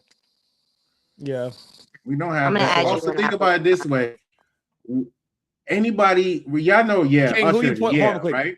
See, hold on quick. King, who you pointing at? You pointing at me or? No, it's V been trying to talk for like the last 2 minutes. Yeah, I know that. Which is fine. You know, I don't know if you noticed this, but when you're pointing on my side, you're pointing towards me. That's why I was like, what is he doing? Like, my side, he is over here on my screen, so I'm like, gotcha. Okay, go ahead, V. My thought process before we go on is basically we need more variety in the sense of like Usher songs. Yeah, that will always be my jam. We can say that 90s music and early 2000s is always going to be replayable. It is. Like that's what the radio plays. The radio may play some up and coming artists, but they will always go back in the day, 1999. You know what I'm saying? They will go there every time. They'll have a whole segment every time. And I'm just worried about the generation coming, forward. Like they don't have anything. They'll say 2026 or 2025. Or back in the day, 2014, what is y'all song? Nobody has that. It will always go back to Usher, for me anyway, and a lot of DJ Khaled shit. But that's what they said about us. When T-Pain came out with I'm in Love with a Stripper, they were like, damn, when y'all them 80s babies and them was just like, damn, when y'all get our age, y'all really gonna be sitting there bumping I'm in Love with a Stripper. And here we are at their age. And I sure am. And we damn right, bro. I'm in Love with a Stripper. The remix, baby. Right. Yeah. You know what I'm saying? Real talk. Everybody over the guys, everybody know that. All day. But I think we just hope you there, bro? the remix, that was my shit. Yeah, our producer need to get T-Pain on. I hear he plays video games. Anyway, go ahead, Cass. Yeah, so we have an icebreaker before we get into the album. Yes, we're gonna find a moment where we're just gonna zero in brother Andy. But yeah, we got I got that. Hold on, brother Andy. Yeah, like brother Andy. I know you was brother. Yeah. I know you was brother, but brother Andy. That's what I want to be called for the rest of I got you, dog. But yeah, so yeah, we're gonna have a nice icebreaker. You know what I'm saying? And what we're gonna do is something I bite from my own show, and we're gonna call this segment "Make It Make Sense." I'm gonna throw y'all a Lucy. We'll find a different name, nacho related. So basically, make it make sense. What I do on my podcast is we react to random clips online and we give like our thoughts. I figured this would be perfect for the shorts and reels, for TikToks. But yeah, so, and also this is gonna be great because King just started hitting his pipe again. So this is gonna be funny. Please rephrase that shit. Don't make it sound like I'm a crackhead. Rephrase that right the fuck now. I went station dash for a second. Rephrase that entire fucking thing. Not what I meant. It's as bold as Andy getting stretched. Oh shit! Hey, yo, like a limo. Why do we have to revisit that? You know? Hey, that was a traumatizing moment for me. Pause, not the Oh pipe. Jesus, y'all, oh my Lord and Savior, please help us. Okay, so we have a Caribbean in the mix, so I'm gonna pick on him a little bit. King, can you come to the front of the class, please, if you could? Okay, so this is what I'm gonna do. I ain't nothing pipe related, so we're just gonna go ahead and did that right there. Yes, sir. Could you react to this, please? You like curry chicken, right? You like curry chicken? That was the most blackest statement I've ever heard in my life, my nigga. You like curry chicken, right? Of course. Okay, what do you think about this curry chicken? By chance? Curry chicken with potatoes. What the fuck is that? It's curry chicken. nigga. No. Replay that again, because I think my screen is fucking up. Hold on. Today we have curry chicken with. Where? Where's the color? Where's the curry? Where's the curry chicken? She cooking rat shit. That look like fucking baby rat. There ain't nothing about that fucking curry. My man, brother Andy, looking at it like, what the fuck? That looks like what's in his pipe right now. Pause. We gonna stop talking about my pipe in any way, shape, form, and fashion. All my pipe is clean. All right. Ugh. That curry chicken looked like used tank tops. Like that thing, nah. Get that shit off the screen right now. That's what y'all think. What y'all got for me? V, you would eat a big old bowl of that, right? You better get Come the on, fuck my off your face. What? I'm African, brother. That was some nasty sheets. I would rather walk on hot coast. I will walk on hot coast today instead of eating that bullshit. I would Did you see? She was whiter than the chalkboard. I will need you to stop playing my games. We're not eating here. Oh nasty. my god. Nasty. Andy, you want to play to that? Yes, no? I cannot eat that, my brother. I cannot eat Go back. Hey, no, go back to this fucking picture. Go back to this fucking picture. Let me see that shit again. Yeah, I'll bring it back for you real quick. Hold on. Oh my god. Look at her excitement. Oh, there's She really thinks she did the damn thing. I figured out. There it is. Cloud. Today we have curry chicken. It's something. Oh my god. Get this shit away. Just zoom in on me. Get this shit away from me. Get this shit off my screen. God damn. White people, come here. White people, come here. Come here. Caucasians. We call them Caucasians. Come here. Bring your ass here. So stop touching shit. Stop touching shit. Stop touching shit. Stop touching shit. You're touching shit you ain't got no business. Fucking keep your hands to your fucking self. Stop touching shit. By the way, to the bag of chips. By the way, just for an announcement, for those that are in the chat, y'all are our bag of chips. This is too much dip on the chip. Everybody in the comments, you're a bag of chips. Somebody asked, what is that? It's allegedly curry chicken. Go ahead, King.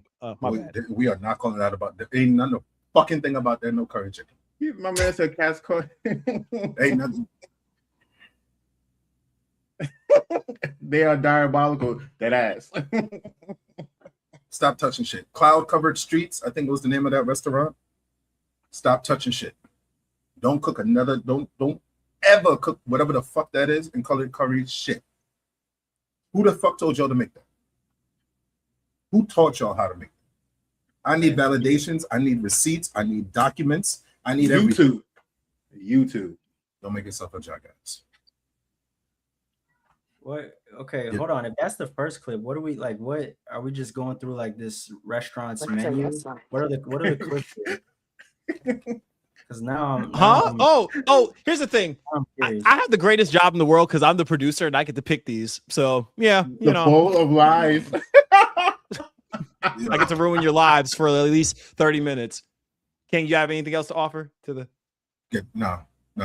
Whatever the next clip is, let's fucking move. Wow, you sound irritated. Are you triggered, sir? Like, what's happening? Why are you so upset? I thought we were having a good old time. I thought the same with you and Stacy. Jesus Christ. Oh, so opposed to like Andy getting stretched, like this is so we're You're not the one making who tears started here. the show Like what's stretching happening? him out. You're the one who started the show stretching him out. Yo, None of us wanted to stretch him out. You stretched him Andy, brother Andy, I'm sorry, brother. I'm sorry. They ain't had shit to do with us. Next, Hey, okay, producer.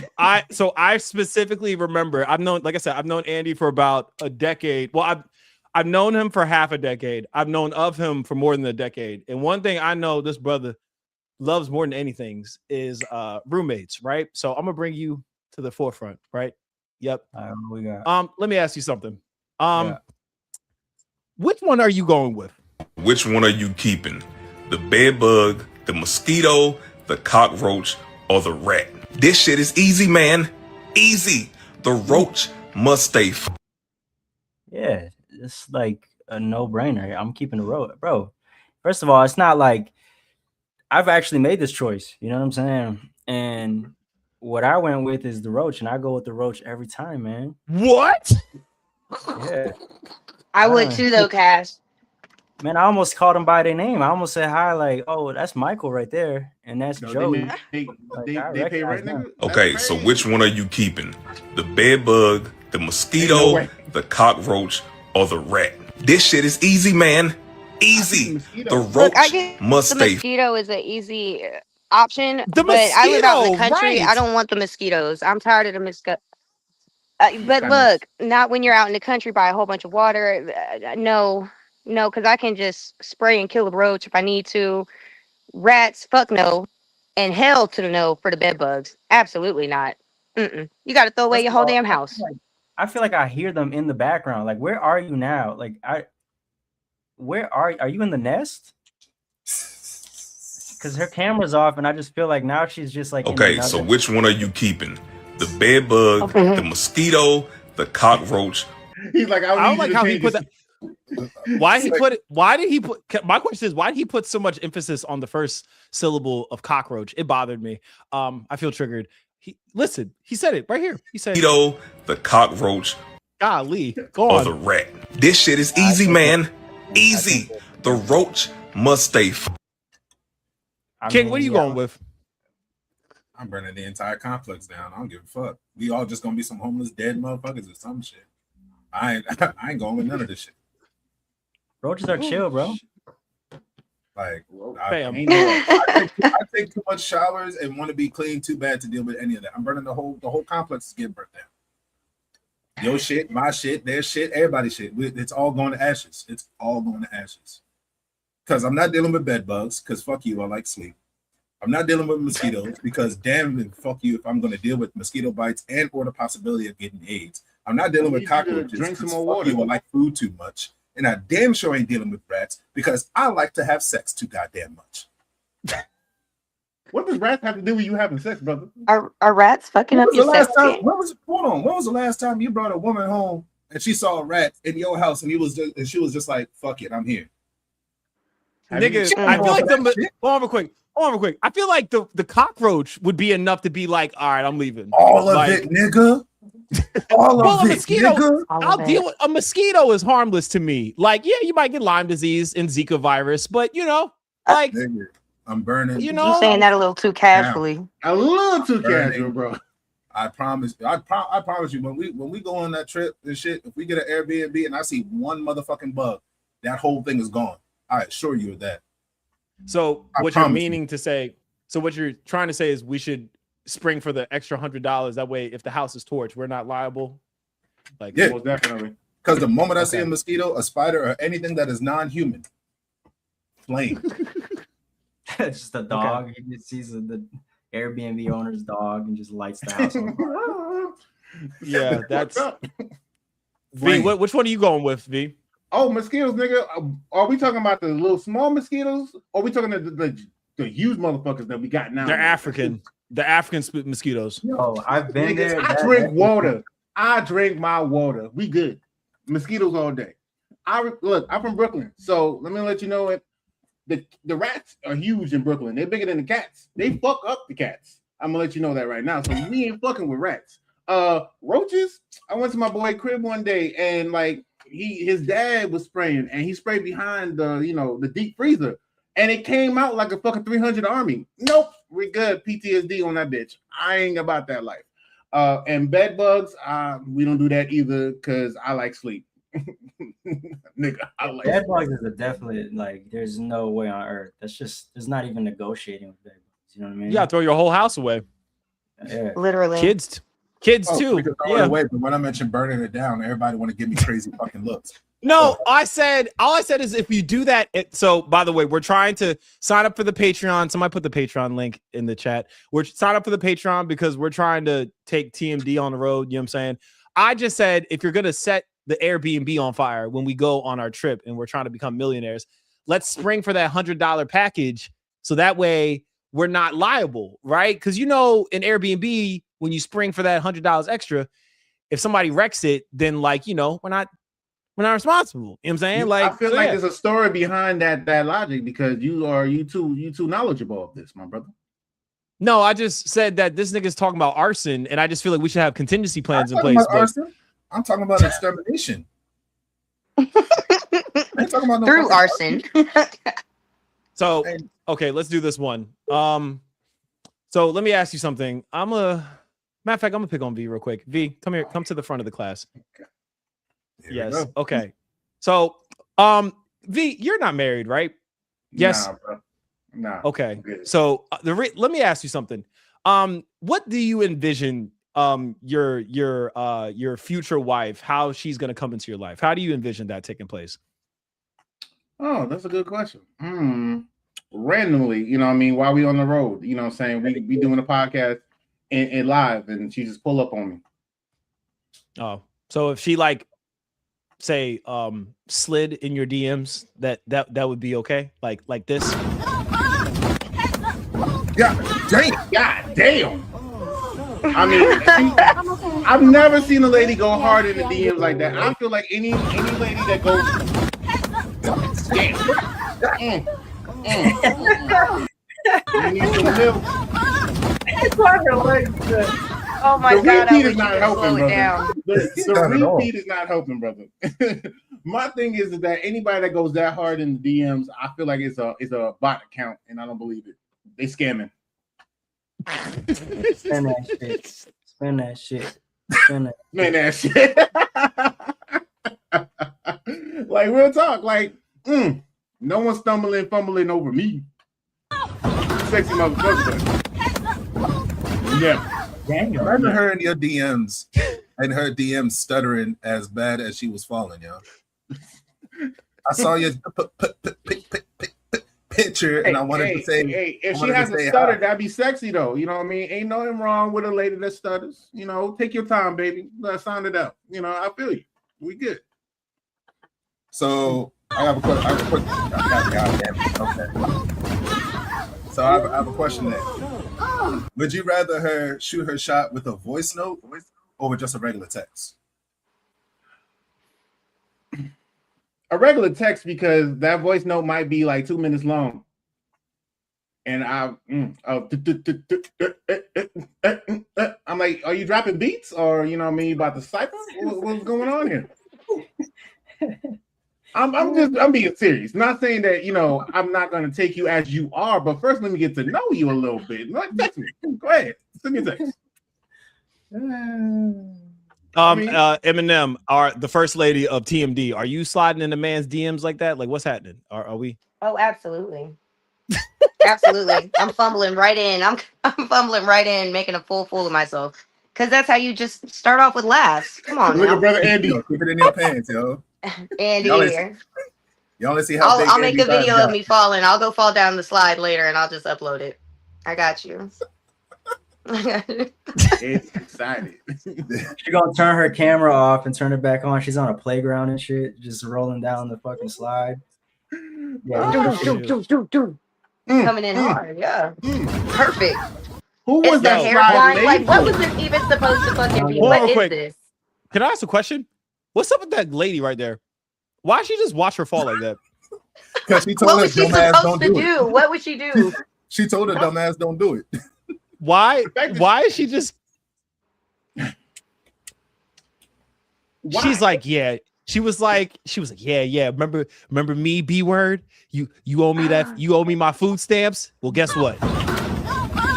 I feel like her knees gave out on her, bro. I felt like her knees, like she missed leg day somewhere. What is this contraption? Like, what is she on? It's her just laying there afterwards in pain and disbelief, like the Family Guy skit, where Peter falls and he just, yeah. Yeah. Mayhem, are you in a haunted house? No, Okay, yeah, I cool. did. I came to the darkest room now. Sorry, guys. She's not even in her house. This is just like a stranger's house. She's in the just back. like- You'll never know. That's nasty. Yeah. So we know it's so we have a independent artist up here, and I know like making money as an artist is hard, right? How would you feel if somebody had spare change for you, Andy, by chance? Somebody just like gave you some money, you know what I'm saying? Like just blessed you with some change. Like Like you're a corn? quarter at this nigga? Yeah, like why not, right? Like somebody just thought of you and was like, here, you know what? I got some bread for you. You know what I'm saying? I'll Is be he like, thank you. busting? I appreciate it. Yeah, like what's the Okay. con? Like, am I getting? Are they throwing it at me or like? No, they're just they place it in their hand and then they place it in your hand. You know what I'm saying? Like they dab me up, like trying to be all smooth and quiet, like yo. like And this, I look at my hand, there's like a couple quarters. like that.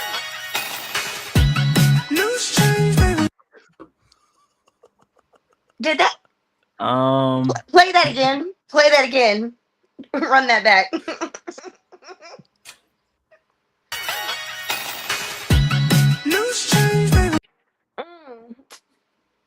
man, this is why light skin. Yo, niggas but get why better. is Eminem like, ooh, yes, baby, yes with the change? I love a man that knows how Yeah, to what's change going his on with life. that, Anna? You really like that? I don't even know how I feel Suddenly about I'm it. into it. You know what I mean? Look, Suddenly I like it. it's how he spit it out. Like, did you just really spit? Hey, what do you got there, King? What's up? What is that? I'm gonna cut your ass before this episode's up. Why? What did I do? This shit is flabbergasting for real. Thank you. Yeah, Hey. flabbergasted. Exactly. Who the fuck? Sosa said it the best. Flabbergasted. Because okay, let's break this down. This Hold on. man understands entertainment. How the fuck you got like a Fetty Wap? Bring his picture back. Bring Why that got shit back. roses on his dick? How the fuck He you does look have like you're roses on his Colors dick. episode. You look like on a color show episode. You look like a mixture of. Don't stop because that was a Fetty Wap ass intro for a fucking song. This man just spat out some fucking quarters and shit. You look like a How great much money do y'all value- think it is? I Fabio. bet like $2.79. I don't Yeah. think that's the point. I don't think the amount is what matters here. I think there's a lot bigger questions. Like, first of all, I think he's French. Like, I don't know why he just looks French. And he This definitely just has seems like He thorns. didn't put the coins in his mouth. He definitely has thorns, where they shouldn't be. And it don't matter how like who greenlighted this. You know what I mean? Who was like, yo, this is The room was greenlit. You know what I mean? And they were like, this is the way to get the song out there, Did he That's spit out the all. change and then sing, or did he sing? Yes, and he, then Yes. he spit it out. Pause. Super pause. Super pause. He sucks Yo, dick. his breath smell like Nickelbacks. He sucks dick. He sucks dick. Shoot. Really? He's gonna go straight for that. Damn. Anything for $1. He has changed at least $250. Yeah, I don't want the change anymore, Cass. said To you- answer the first question, But don't I you don't like a want the man that change. loves you love a man that loves to change?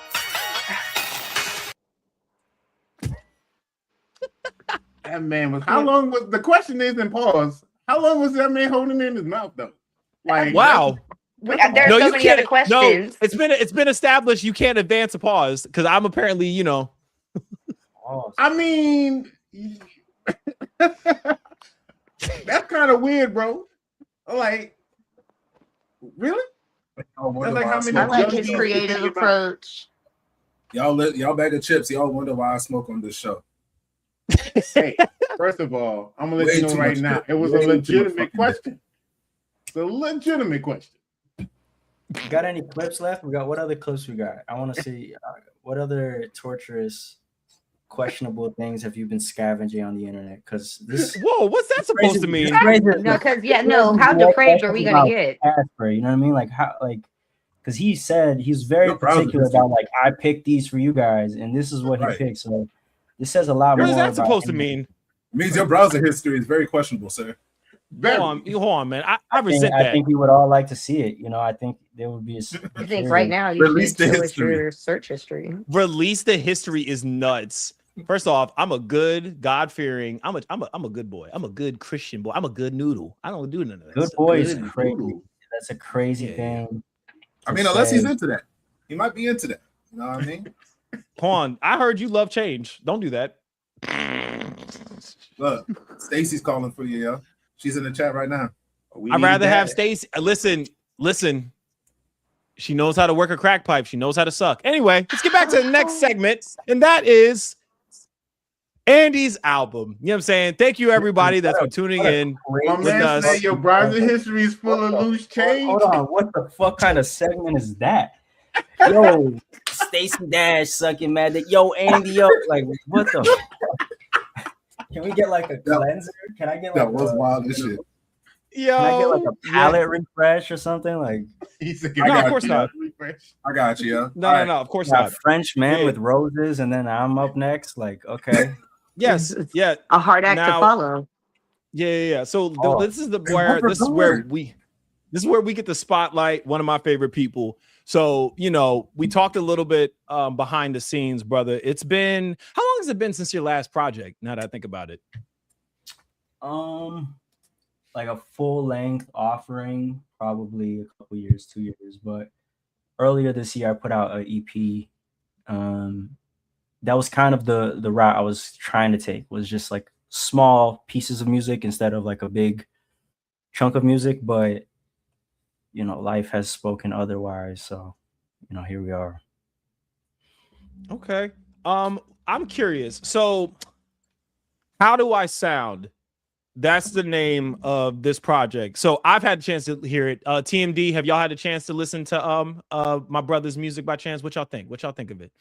Ah man, I liked it. For the most First part, of all, be honest. No capping. Like no capping. I haven't heard it yet. Like I got y'all addresses, you but think it's I'm all gonna be good. like, yo, that shit's some trash, some ass. You If not it prepared to was, drink? like, no, go ahead, bro, go nah, ahead. bro. That's not how we do things. All That's right. not how we do things. After listening to I skimmed through a good couple of your songs. It was actually pretty dope. I enjoyed it. You know what I mean? Something I can say I can put on the radio or put in the car while I'm driving to work. So yeah, good work on there. I'm not gonna give any details because it hasn't come out yet. But, Yeah. We know we're trying to protect your sales. You know what I'm saying? Yeah. But but what you got for me? I give it a solid 7 for me. I'll take that. Yeah, I'll take that. Hell yeah. Okay. Appreciate What that. about our resident DJ King? What you got for me? So I got up to track 9. I believe there was 11 on the thing.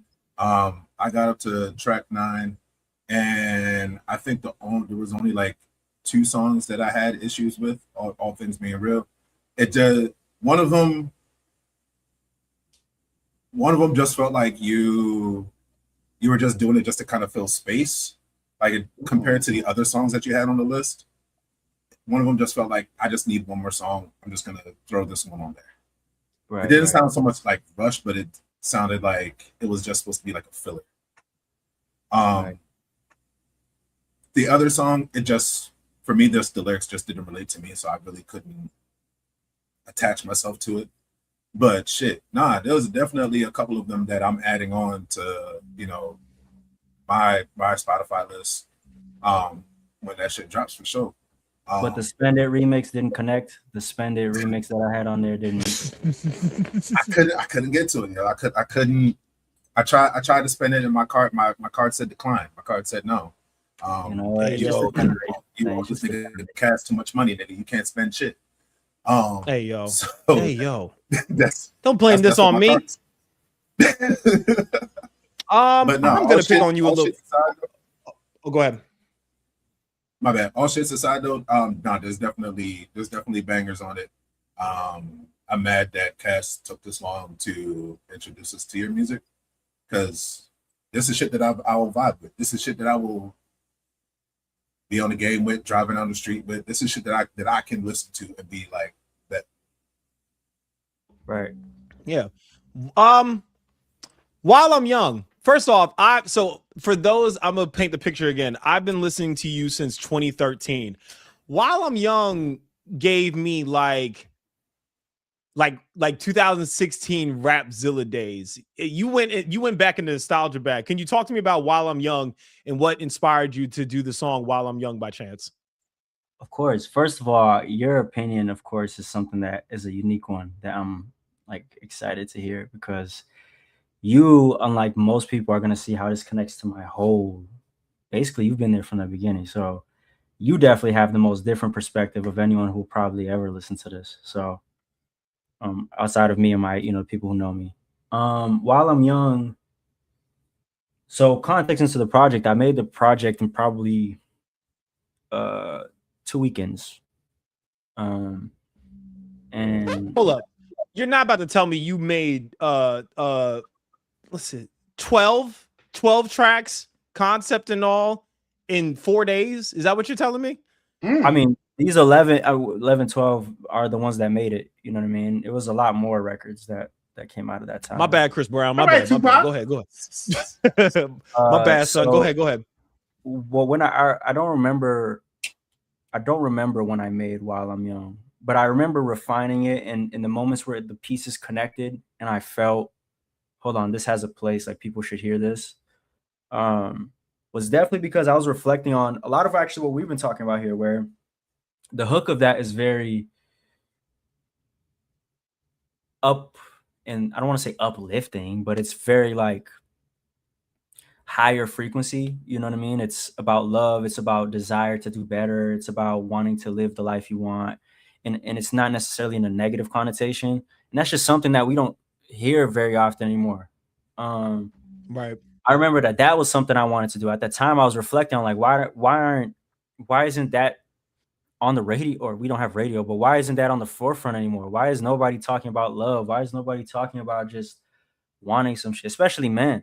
Like women, I feel like still talk about love to some extent, but men, it's like fully thugged out now to the point where every woman's a bitch and everybody is just a piece of shit that you don't want to trust and this. And I get those feelings, but yeah, While I'm Young was important for me because it offered something different. And then the verses, was just me talking freely and just, I don't want to say venting, but just speaking freely. And that's what you got. Yeah. Me and Dre are trying to build a platform.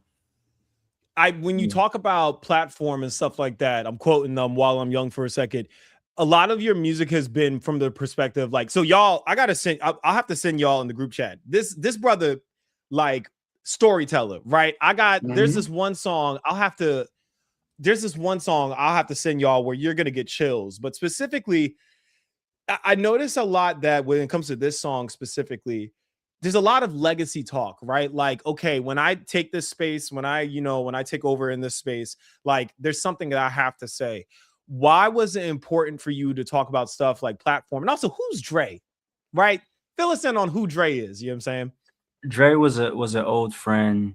At the time, him and I were really, really close, and we were working on building a platform, which I think he's still working on now. Shout out to, it's called Count It Out.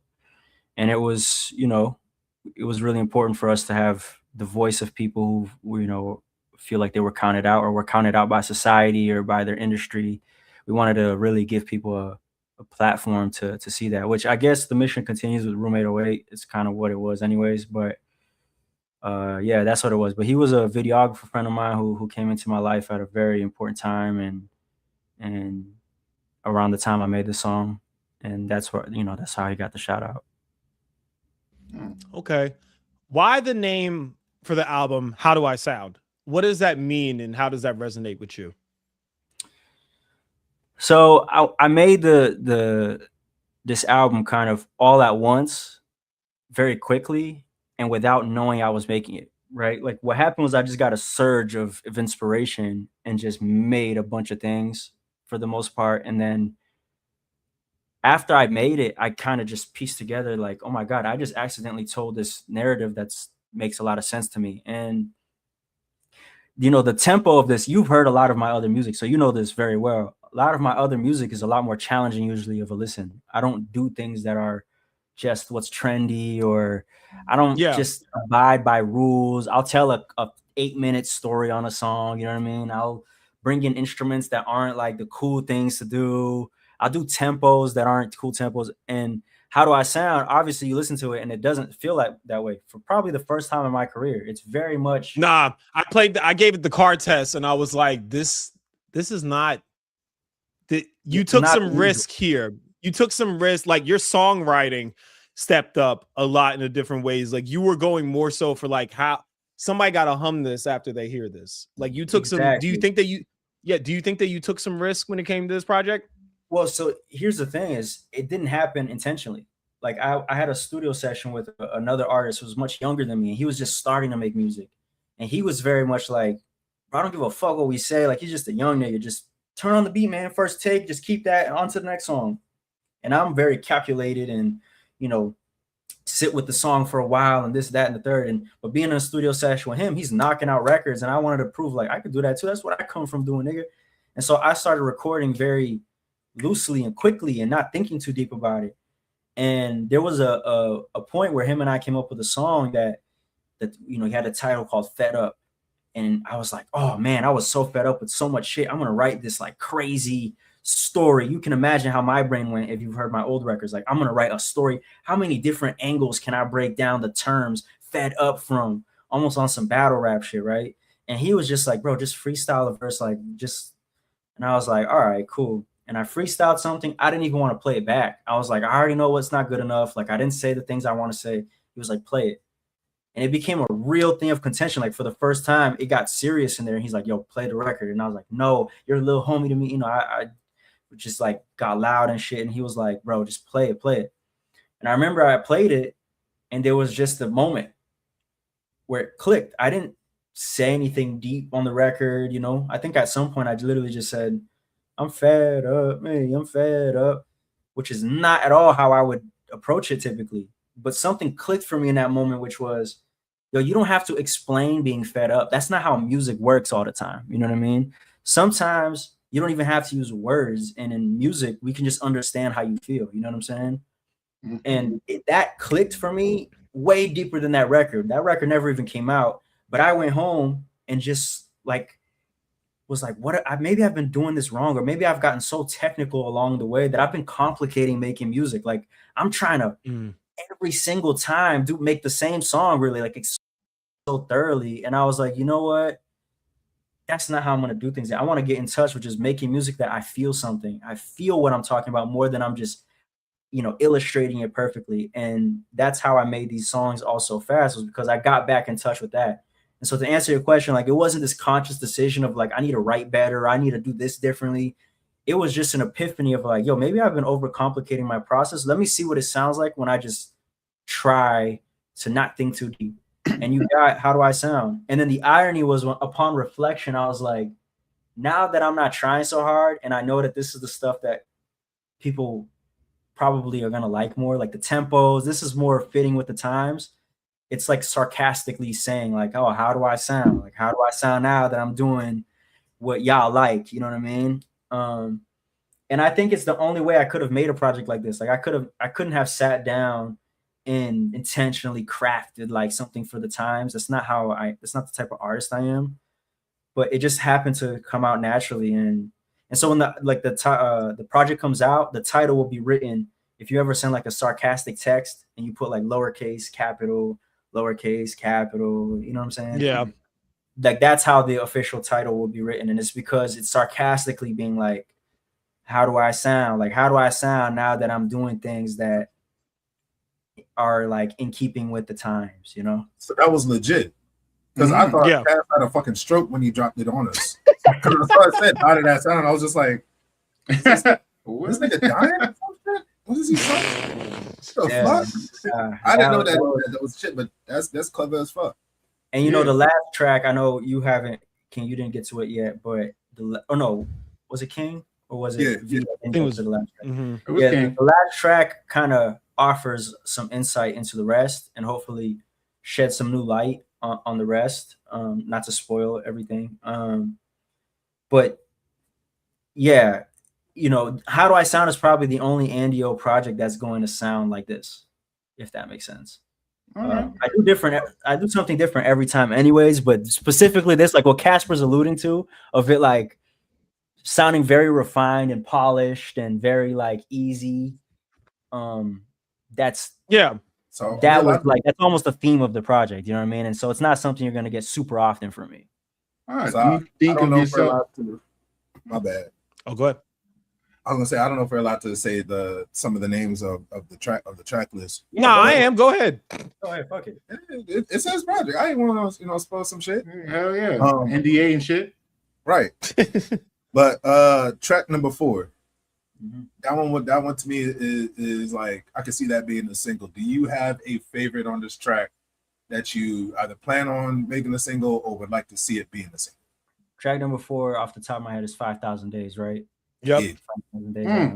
Yeah, so I actually just put that out like a couple weeks ago. And yeah, that's definitely Can we I just thought about this. Can we, since you put it out already, can we if it's okay with you, can we like you want to run it? Go ahead. Can we run it to the bag of chips to our listeners by chance? Of course. That's what it's there for. Okay, so let me I won't right, copyright strike, you know what I mean? I made you a collaborator on this video, so if we do, you're an asshole. But yeah, that shouldn't be a problem. Wow, that's crazy. Question to you though, while he finds that song, do you think of yourself as a perfectionist when it comes to your music and when it comes to writing?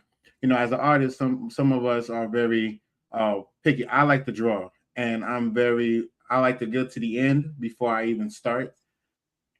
Are you critique yourself too hard, or you feel like you're the biggest critiquer to yourself than other people? Too hard, I guess, is subjective, right? Like, I guess in my head it might not be too hard, but if other people tell me it's too hard all the time, so maybe there's some merit to it. I don't want to say perfectionist because I think I let go of achieving perfection a while back, but I try to get fucking close, you know? Like I know I'm not going to reach 100%, but I try to get 99.99. I think, you know, a quote that an old friend of mine shared with me was, you were just in random conversation. He told me a genius is the person who's most like himself. And, you know, that stuck with me because to me, 100% now isn't 100% by your rubric. Right. If that makes sense. You know, I'm not trying to make the perfect record in your eyes. I'm trying to make, like, if I'm making How Do I Sound, it has to be the most How Do I Sound project ever. And once I feel like I've achieved that, then it's perfect. It might still have its flaws within it, but if it's the most itself it could possibly be, then something is ready. And that's kind of my gauge now. So, and to achieve that, I'm very, very harsh because there's no one else to advocate for it like I will, right? So I have to be the most particular about it. And I'm very, very particular. Like, you know, like Cass said, you know, you maybe wouldn't get the impression listening to this project, but I come from being a very storyteller heavy artist. You know, I come from rapping seriously, you know, not rapping like I fuck on your bitch. You know, I came from like storytelling and connecting records together. And that's just what I grew up on and what I love. So, you know, when I'm executing other things, the particularness that comes with storytelling, it doesn't go away. You know what I mean? Just because I'm doing like fly young nigga, I'm a star. You know what I mean? I'm still he's an author. He's what I consider an author. He's an artist, but I consider him to be an author of sorts. You know what I'm saying? Thank you. Yeah. Eminem, you had something? She was here, and then there you go. Oh no. Go ahead. You muted. Did you here? There you go. Yeah. Say something. There you go. I was just making sure. Sorry. I was No, I'll making get sure it. I didn't miss anything because I left. So Wow. No, I'll get it. She's I'll on get a it. I got it highway, queued man. up. Probably. She's probably walking to Damascus at this point. So I have it queued up for everybody to hear 5,000 days. Are you y'all we ready for it's not an exclusive because he already dropped it, but he's showing us some love on TMD. So let's get it popping. Let's here we go. By the way, you are probably one of the only other people in 2026 that uses Dropbox likes myself. So I appreciate you. 5,000 days I've been locked. 5,000 days I've been locked. 5,000 days I've been locked in. 5,000 days I've been locked. 500 I wanna watch. I want it so I just can't stop. Ay. 5,000 days I've been locked in. 1,000 days she been calling, hoping that she can get all this. The product is still in the shop. $5,000 that I dropped. Just tell me when you wanna cop. Ay. Dreaming so long I can't sleep now. Came way too far just to leave now. Let's go to the car and debrief now. On my head, there's darkness waiting. I just pray I'm not forsaken. I'm still a dog, I howl at the moon. Those going up, I'm staying in tune.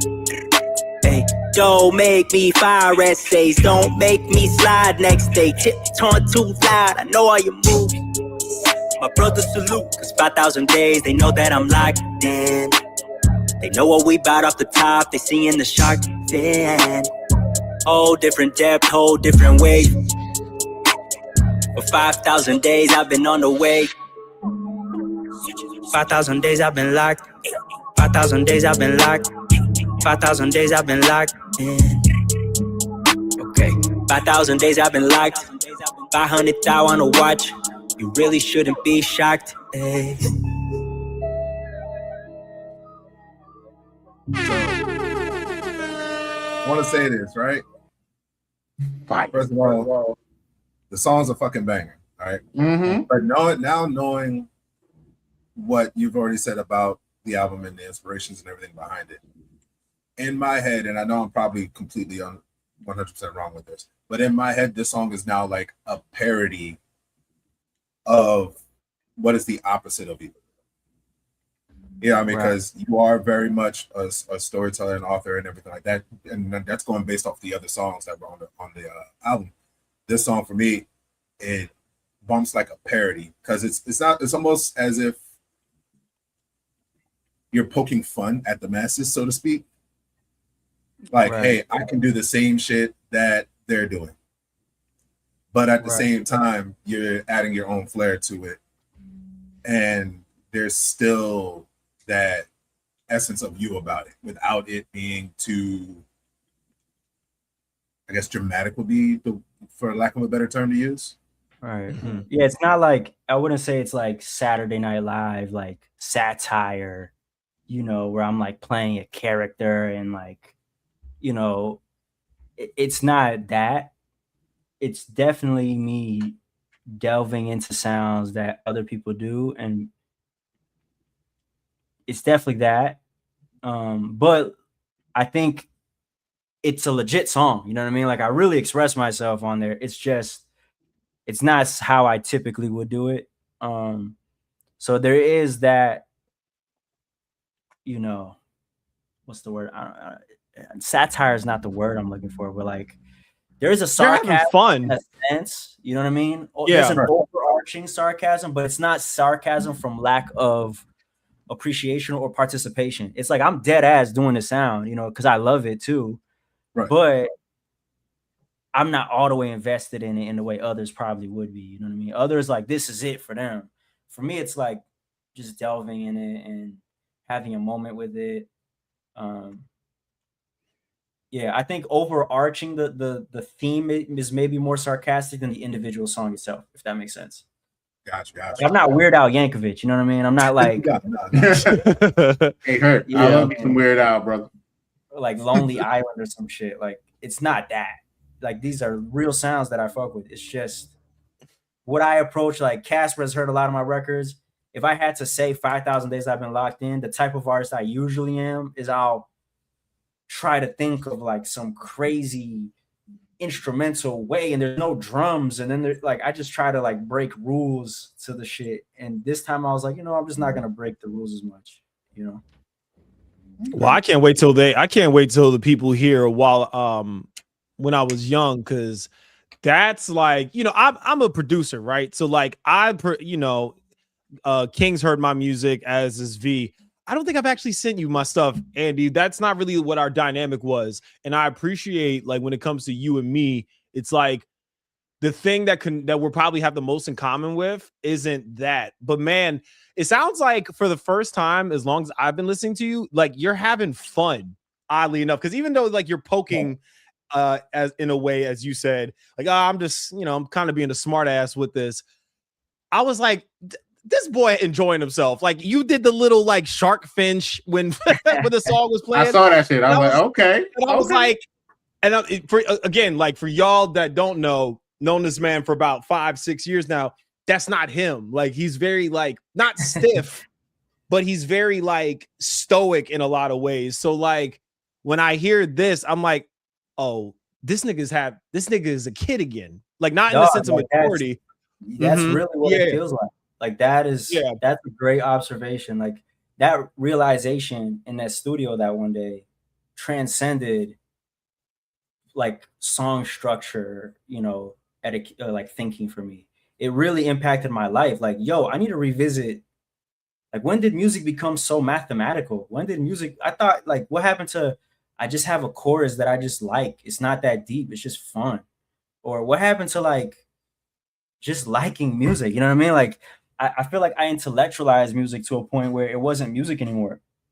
You know what I mean? I was doing fucking slam poetry over a beat. And, that's not what I'm in it for. I like Michael Jackson, bro. I like shit that sometimes he has Heal the World and he has all this other shit. Sometimes he just has like Beat It. And he's talking about some situation that we're like, what the fuck are you talking about, bro? It just makes me want to shake your ass. You know what I mean? Like, that's what I wanted to get back to, which is like 5,000 days. The second it drops, it just kind of immediately has a bounce to it. It immediately has a swing.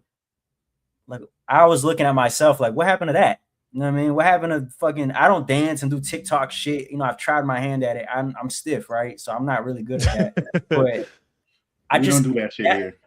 That's like what I pushed myself personally, not because of the culture. The culture don't tell me what the fuck to do. And anyone who follows what I do knows that I'll go against everything just to go against everything. You know what I mean? I don't believe in bullies. You know what I mean? Nobody's gonna bully me into doing anything creatively. But I push myself like, yo, do a dance, do something, because I needed to get in touch with having fun. Like, how do you expect others to dance to your record and you don't dance to your record? How do you expect others to have fun and just throw this on their way to work and you don't throw it on their way to work? And so I had to find that again. And How Do I Sound was the first iteration of that.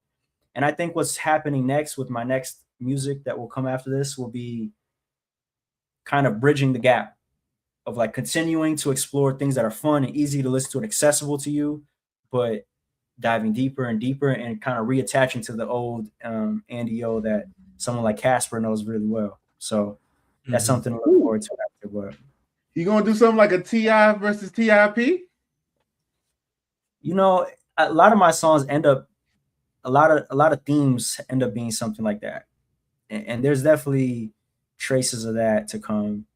I don't know if I would do like a literal, like Andrew versus Andy album. Like, I would spin it a different way, but there's definitely, that's something that I've been going through. Like, I live in Atlanta, right? So you can't be the lyrical schmirical guy in a club in Atlanta. When I first moved to Atlanta, you mentioned Magic City earlier. Casper, here's like a funny story for you, because you know my history. The first place in Atlanta to ever play an Andy O record was Magic City. Hey, shout out to Magic City. I had a song called Simon Says that I put out, and I remember nothing. That was when I was like, oh yeah. I made that still back in Massachusetts. So the story behind that is there was a studio session, and the owner of the studio also owned a club. I was playing records with another artist. The club shut down, but the girls didn't want to go home. So he's like, man, come to the studio.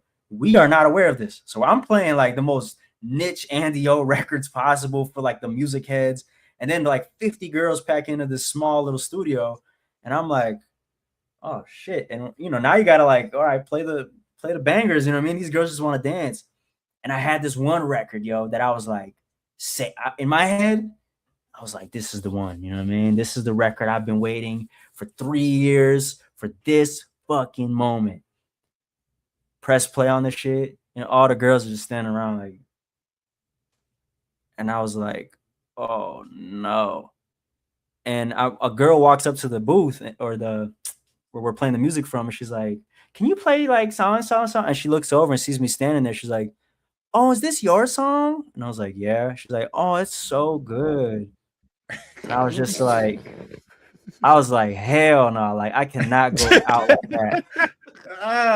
And it made me realize, like, I was like, you know what? The competitor in me was like, nigga, no, I got records for this. And then I realized, like, looking through my folders, wait, I don't really have records like this. You know what I mean? I don't have just fun records. And deeper than just feeling like I lost out in that moment, I did some self-reflecting of like, why don't I? Like, am I above this? Like, no one's ever gonna dance to an India.Arie record. Like, what am I too cool for people to have fun? Like, nah, I only want my shit to be played at funerals. You know what I'm saying? Like, I had to do some exploring. So I went home that night and I made Simon Says and a few other records. And I put it out and it did nothing, right? I come to Atlanta, somehow, without knowing me, some DJ got a hold of it. And I get a message like, yo, Magic City is spinning your record, right? And I'm like, you mean the Magic City? Like the Magic City? And they're like, yeah, dude, come through. Like, I'll show you we're playing the record. And so I pull up. I've never been to a strip club before, you know what I mean? And my first time is in Magic City. Somehow I don't believe that. I mean, never, bro. I'm in the studio, you know what I mean? I don't go out. I don't party. I don't do anything, which was, I just don't go out. So first time going out is to Magic City. They're playing my song. Dancers are talking to me like between their sets. They don't know that it's my song. They're like, "Ooh, I like this." And I'm like, what? Like, how did I get here? You know what I mean?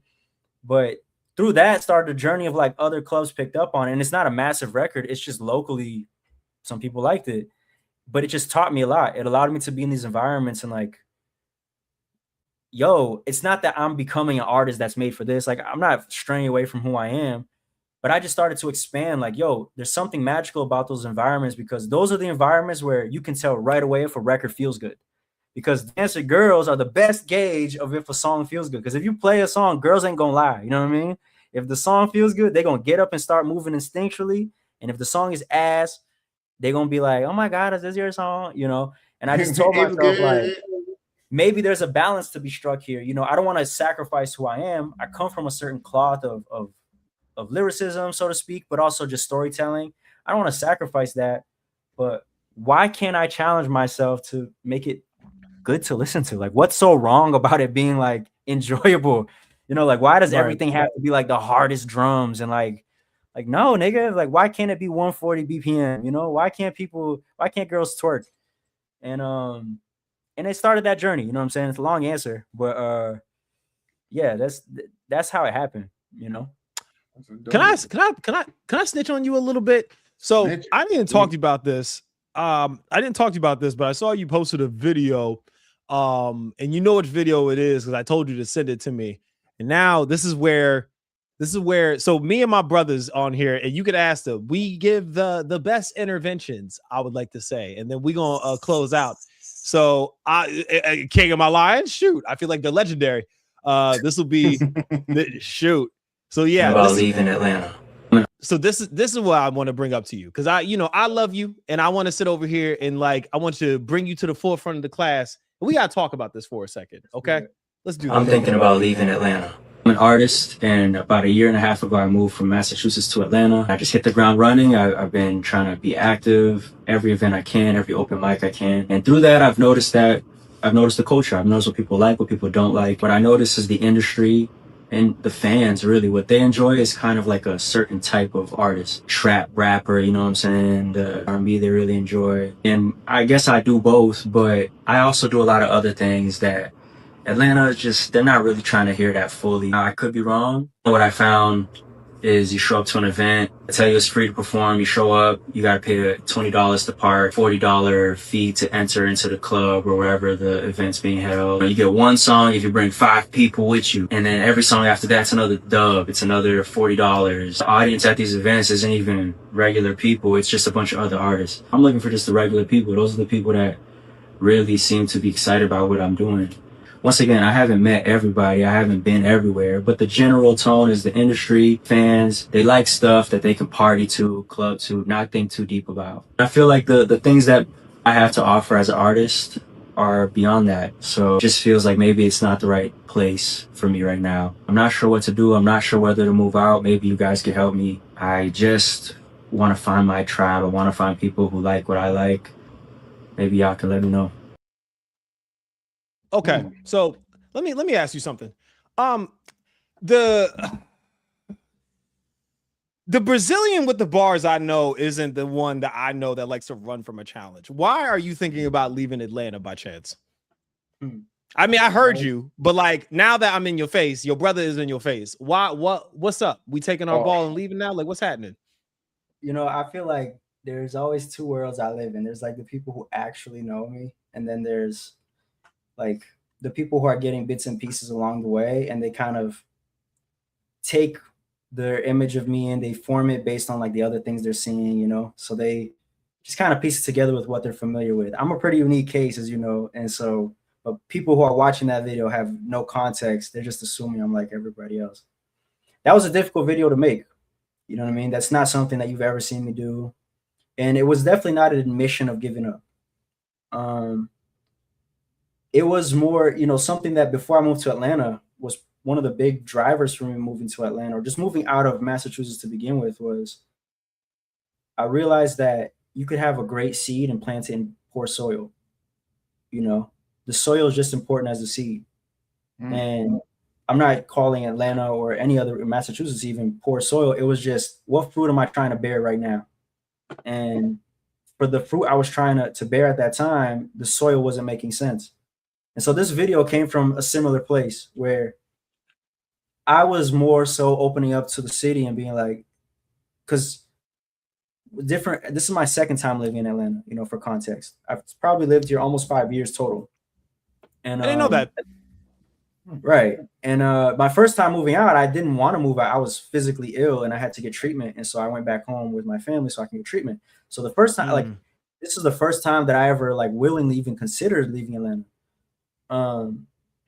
And it wasn't so much giving up on the city at all. Actually, one of the reasons I didn't just pack up and leave was because I have what my people around me describe as like a soul tie with Atlanta. You know what I mean? Like, I just have this very special connection to it. It was much more of like, yo, I'm hitting roadblocks that I'm not quite sure what else to do. Like, I'm out here every night, man. I'm out here every single night, anywhere that they will hear people rap, sing, I'm out here. You know what I mean? I'm not the guy who is just posting online and hoping like something comes to him. I'm very active online, but I'm very much in people's face trying to show them what I do. And people in person seem to be like abnormally excited, you know, by what I'm doing. And it just hasn't translated online. But there's just this disconnect, you know what I mean? Because some of the love that I get in person, I wasn't getting online. Some of the love I got online, I wasn't matching in person. And the culture of Atlanta, I saw other people just getting super amounts of love, and it was the same style of people consistently. And I was just trying to be like, yo, city, I don't want to intrude on what you guys got going on. Like, is that what you guys are looking for? Because I fit that in some sense, you know, but it's not. I'm not going to change who I am, and that's not who I am full time, you know. Nor should you. Yeah. Nor should I. I don't feel like I feel like that would be a waste for me, you know. So that's where the post came. Well, at first it was just conversations. I actually had a conversation with my dog Montez, and he was like, "Bro, just turn on your camera and just say that on camera." And I was like, "Bro, that just sounds like bitching, or that sounds like it just sounds like a whole lot of other things that is not my intention." And he was like, "Maybe it will translate to some people like that, but you just never know. Maybe there's artists out there that feel the same, you know." And let's say head back up north. Say it again. I said I would say head back up north. Well, actually, I was this close to moving to LA. I was gonna move to LA. I already had like everything in the bag when I made the video. And I made the video and it kind of went, I don't want to say viral because I consider viral like really going crazy. But by my standards, it kind of circulated. And a lot of people in the city were like, yo, people that I've worked with, they were like, bro, I thought that the ball was rolling for you here.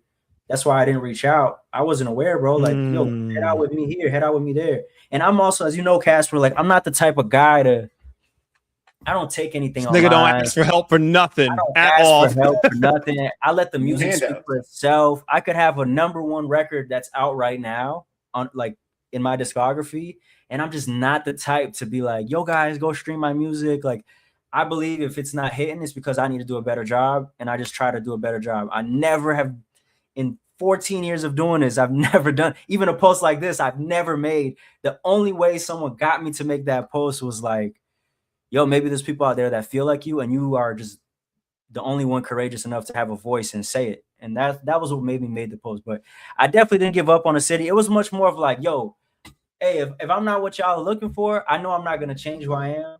And that's cool, yo. Like, I love y'all. I will always love y'all. I will always have that connection, but I'll come back when y'all are ready for me, and I'll be ready. You know what I mean? It was much more of that than it was like, oh man, things aren't working, I need to give up. It was like, all right, y'all don't fuck with me, like I'll just go over there and I'll be back, you know. People didn't take it like that. Yeah, I didn't take it like that. I was like, send this to me right now, because I'm about to spin this on my network. King, can you get in here real quick? Give your words of affirmation to our new brother Andy, by the way. I mean, first and foremost, like I said, I only got 2 songs left to listen to. The album, I am definitely looking forward to promoting it and pushing it. There's definitely a couple more tracks on there that I fucking will be banging. But I would definitely say you're on everything you said. I have no qualms with. You know, I mean, I think you're already doing the right thing. I think you're going on the right path. As a DJ, you know what I mean? I'm looking forward to more music that you're putting out. So that one way or the other, there's going to be a way to spin it. You know what I mean? There's always a way to spin a track. So I can't wait to do that. I can't wait to see when you do move, because I do think moving might be the better option. I can't wait to when you do move and you discover the sound of wherever you're at, whether it be LA or DC or whatever, like when you discover their sounds, whatever, how you incorporate that with your already unique sound as well. And this isn't even his best stuff. I'm not even, I promise you, this isn't, I don't even say this is bad, but like, fam. Don't tell him. Don't tell him, bro. Don't tell him. Okay. Yeah, but I'm looking forward, you know what I mean? If this is my first explosion, so this is my baseline, you know what I mean? So hearing that this is not even his best definitely intrigues me more. So I'm definitely going to be getting on Cass's ass to give me more of his music. But yeah, bro, like shit. I know it sounds cliche, but keep doing your shit. I appreciate it. Thank you. That's that was like a big response that I needed to hear. A lot of the comments were just like, bro, it really be like that, you know? Like one day you could wake up and then everything changes. You just got to keep going. And I'm hoping they're right. I mean, yeah, go ahead. Honestly, people don't know what they want. I'm gonna say, like, people don't really know what they want until they hear it. They don't know that that's what they need until they sample it themselves. You know what I mean? The fact that you even came out and said this is how you feel was a grown-up decision, and that is a look in the mirror and a look upon oneself to realize maybe this is not the place for me. But it is at the end of the day. Atlanta, Brooklyn, LA, wherever you decide to go, your music is going to follow you, and it doesn't matter where you are. A different state is going to bump it, and they're going to bump it harder than the next state, harder than the other state. Like I said, for me, like I'm from New York, and I said I listen to Ludacris, I listen to Usher. You know what I'm saying? I listen to a lot of Atlanta music. You know, when we was in New York, and that was bumping, and we didn't know nothing about Atlanta. You know, Right. So same thing goes with Atlanta. You know, they will probably rock a whole lot of, you know, Biggie and Jadakiss and Fab, and they don't know nothing about the culture of New York City. That's a whole nother beast on its own. So for you, I feel like if you feel like you need to make a move, wherever you go, you got to realize the roots you plant, you got to continue watering it. You know what I'm saying? Grass is not always green on the other side. This is where you need to be. Like I said, people don't know what they want until you give it to them. You know? So Right. I love your music. When I bump it, I was like, okay, this is dope. This is dope. Like Solid 7. I want to hear more of your stuff. And I will gradually continue to make my thoughts and comments on it and add it to my repertoire of music on my playlist, because I listen to a vast amount of different things. But I know that Atlanta does want you. From what you said, they responded to you and they're like, yo, we really like you. Sometimes it's hard for us to say, I need help. I ain't gonna lie, this Too Much Dip on the Chip going on 2 years. We'll never know, you know? Right. And it started out with 3 guys, and we now at 5. And it's all because we decided, 4 plus our sister, but yeah. 4. Thank you very much. Thank you very much. But it started with us, you know, just getting on and just talking, and we added on more people, and we didn't like not ask for help because we needed the help, because not all of us, you know, me, King, and Low, we didn't know half of the stuff we was doing. We met Cass. He brought a lot of flavor and a lot of interesting ideas to the cast. Most of this is his, you know, dream, and he made us like what? It was one day he said we was going live. Live. We was just talking about what we was going to do for this year. We said, one day we're going to go live. And me and King looked at each other. We like, I don't know. We're ready for live. Right. And we did it. Mind you, it was the you know, a great first opening for Too Much Dip. But we took that leap. We took that leap of faith, and we say, all right, cool, let's go ahead and do it. And we never look back. Right now, we're trying to, you know, continue. You are our, 3rd, you know, guest star, and I look forward to having you back on here again. I want you to continue doing great work. And look, I create videos, so I will definitely using your music as, you know, thumbnails, so I can push your music out there, because Too Much Dip will promote and support you, no doubt about it. Yeah. King does some mixes also, you know what I mean? Like, yeah, we here. And yo, you know, shout out to the DJs, man, because the DJs, one thing that I've learned firsthand is DJs, one, are obviously so underappreciated, but are still great minds behind what records are going to work. You know what I mean? Some of the best advice I've ever gotten are from DJs of like, yo, don't do this. Yo, do the switch up here instead of like that. And yo, this record is really going. And I'm like, what? I thought this record was going to go. They're like, nah, this is the one. DJs are so underappreciated and also have the biggest hearts, man. When DJs believe it, a real true DJ, not one that's, you know, bought, a DJ who loves music, plays records they believe in. And that's something I'm honored to say, is I have so many DJs that believe in me, you know, too many to list right now. And so I don't take that for granted, bro, because I didn't know that the DJ community still, to me, at some point, I thought it was starting to get like radio was at one point. Back in the day, a true radio host, why you fuck with them was they only played records they believed in, and they would put you on to a lot of records, right? But then it started to be the payola, right? And so the reputation of radio faded. I was worried that DJing was going to that direction, but being down at the ground level and being in these places every single night, of course, there's some of that, but there's definitely so many DJs, man, that it's really about, yo, I like this record, man, and I think y'all should hear it. And they live and die by it. And man, shout out to DJs for real. So I have so much love for them, man. Therefore, the DJ community, we fucking appreciate it.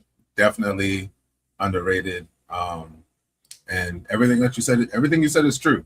The ones that are, like you said, true DJs, you know, everything that you say is true. There's definitely been events that I have mixed at, and, you know, I may get a request for a certain song and I'm like, no.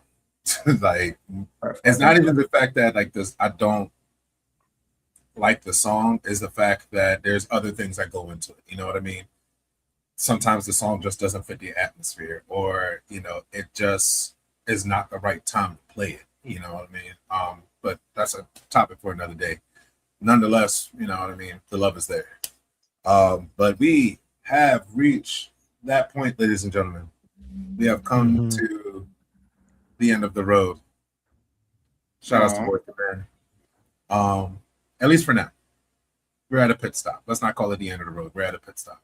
This journey is a very long ass one, and this truck needs some gas, and it's like $4 a gallon. That being said, if you have rocked with us, first and foremost, before we even get into that, would you like to go ahead and do your plug for your album and everything while we're here? Before I close this out. First of all, shout out to Too Much Dip on your.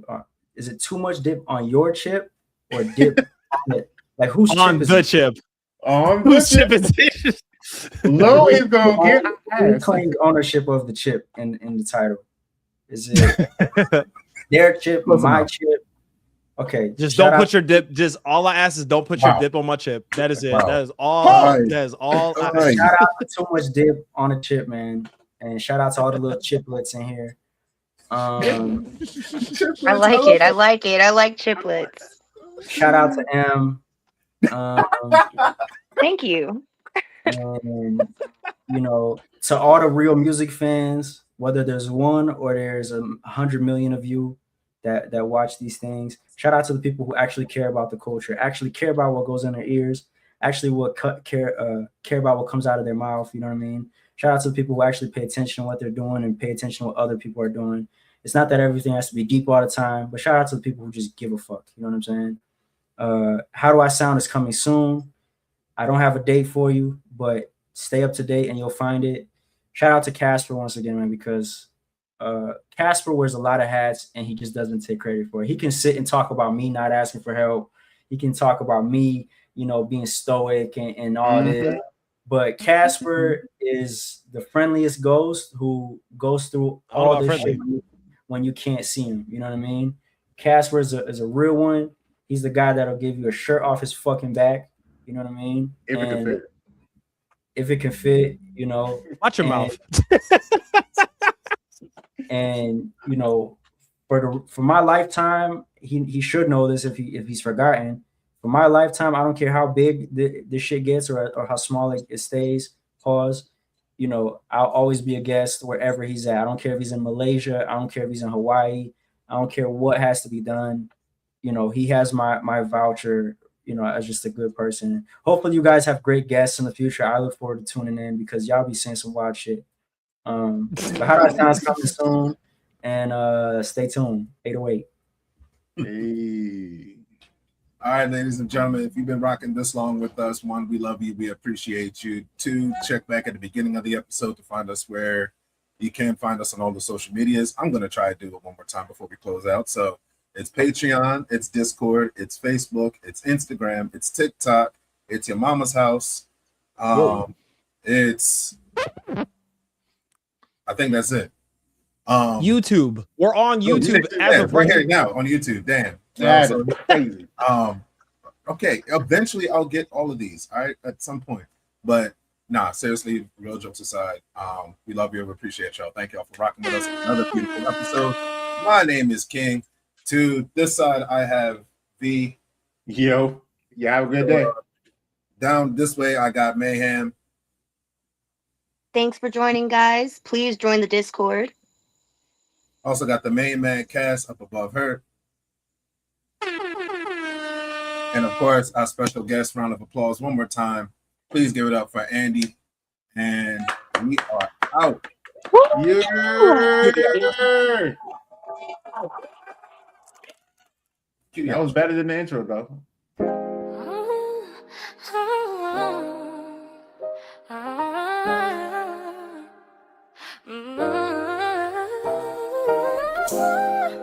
Hey, load up the game. 808 slide in. Joystick click, crowd echo faintly. Low. Low spawn in first, stealth mode stage. Talk slick like Gojo when he step on stage. King press star, ain't no cap in my script. Final boss energy, boy, never miss a glitch. V got the vibe, JoJo pose in the mix. Aura in the booth, every word do a crit. Eminem, mother with the mayhem drip. Uma with the blick and the power up lip. Caspacino bilingual, Duolingo with the flame. Talking XP, spirit points, whole different game. Can't break that, but we leveling up, no lag in the trip. Welcome to go. Too much dip on the chip. Joe King Lee, Eminem and Caspacino in the building.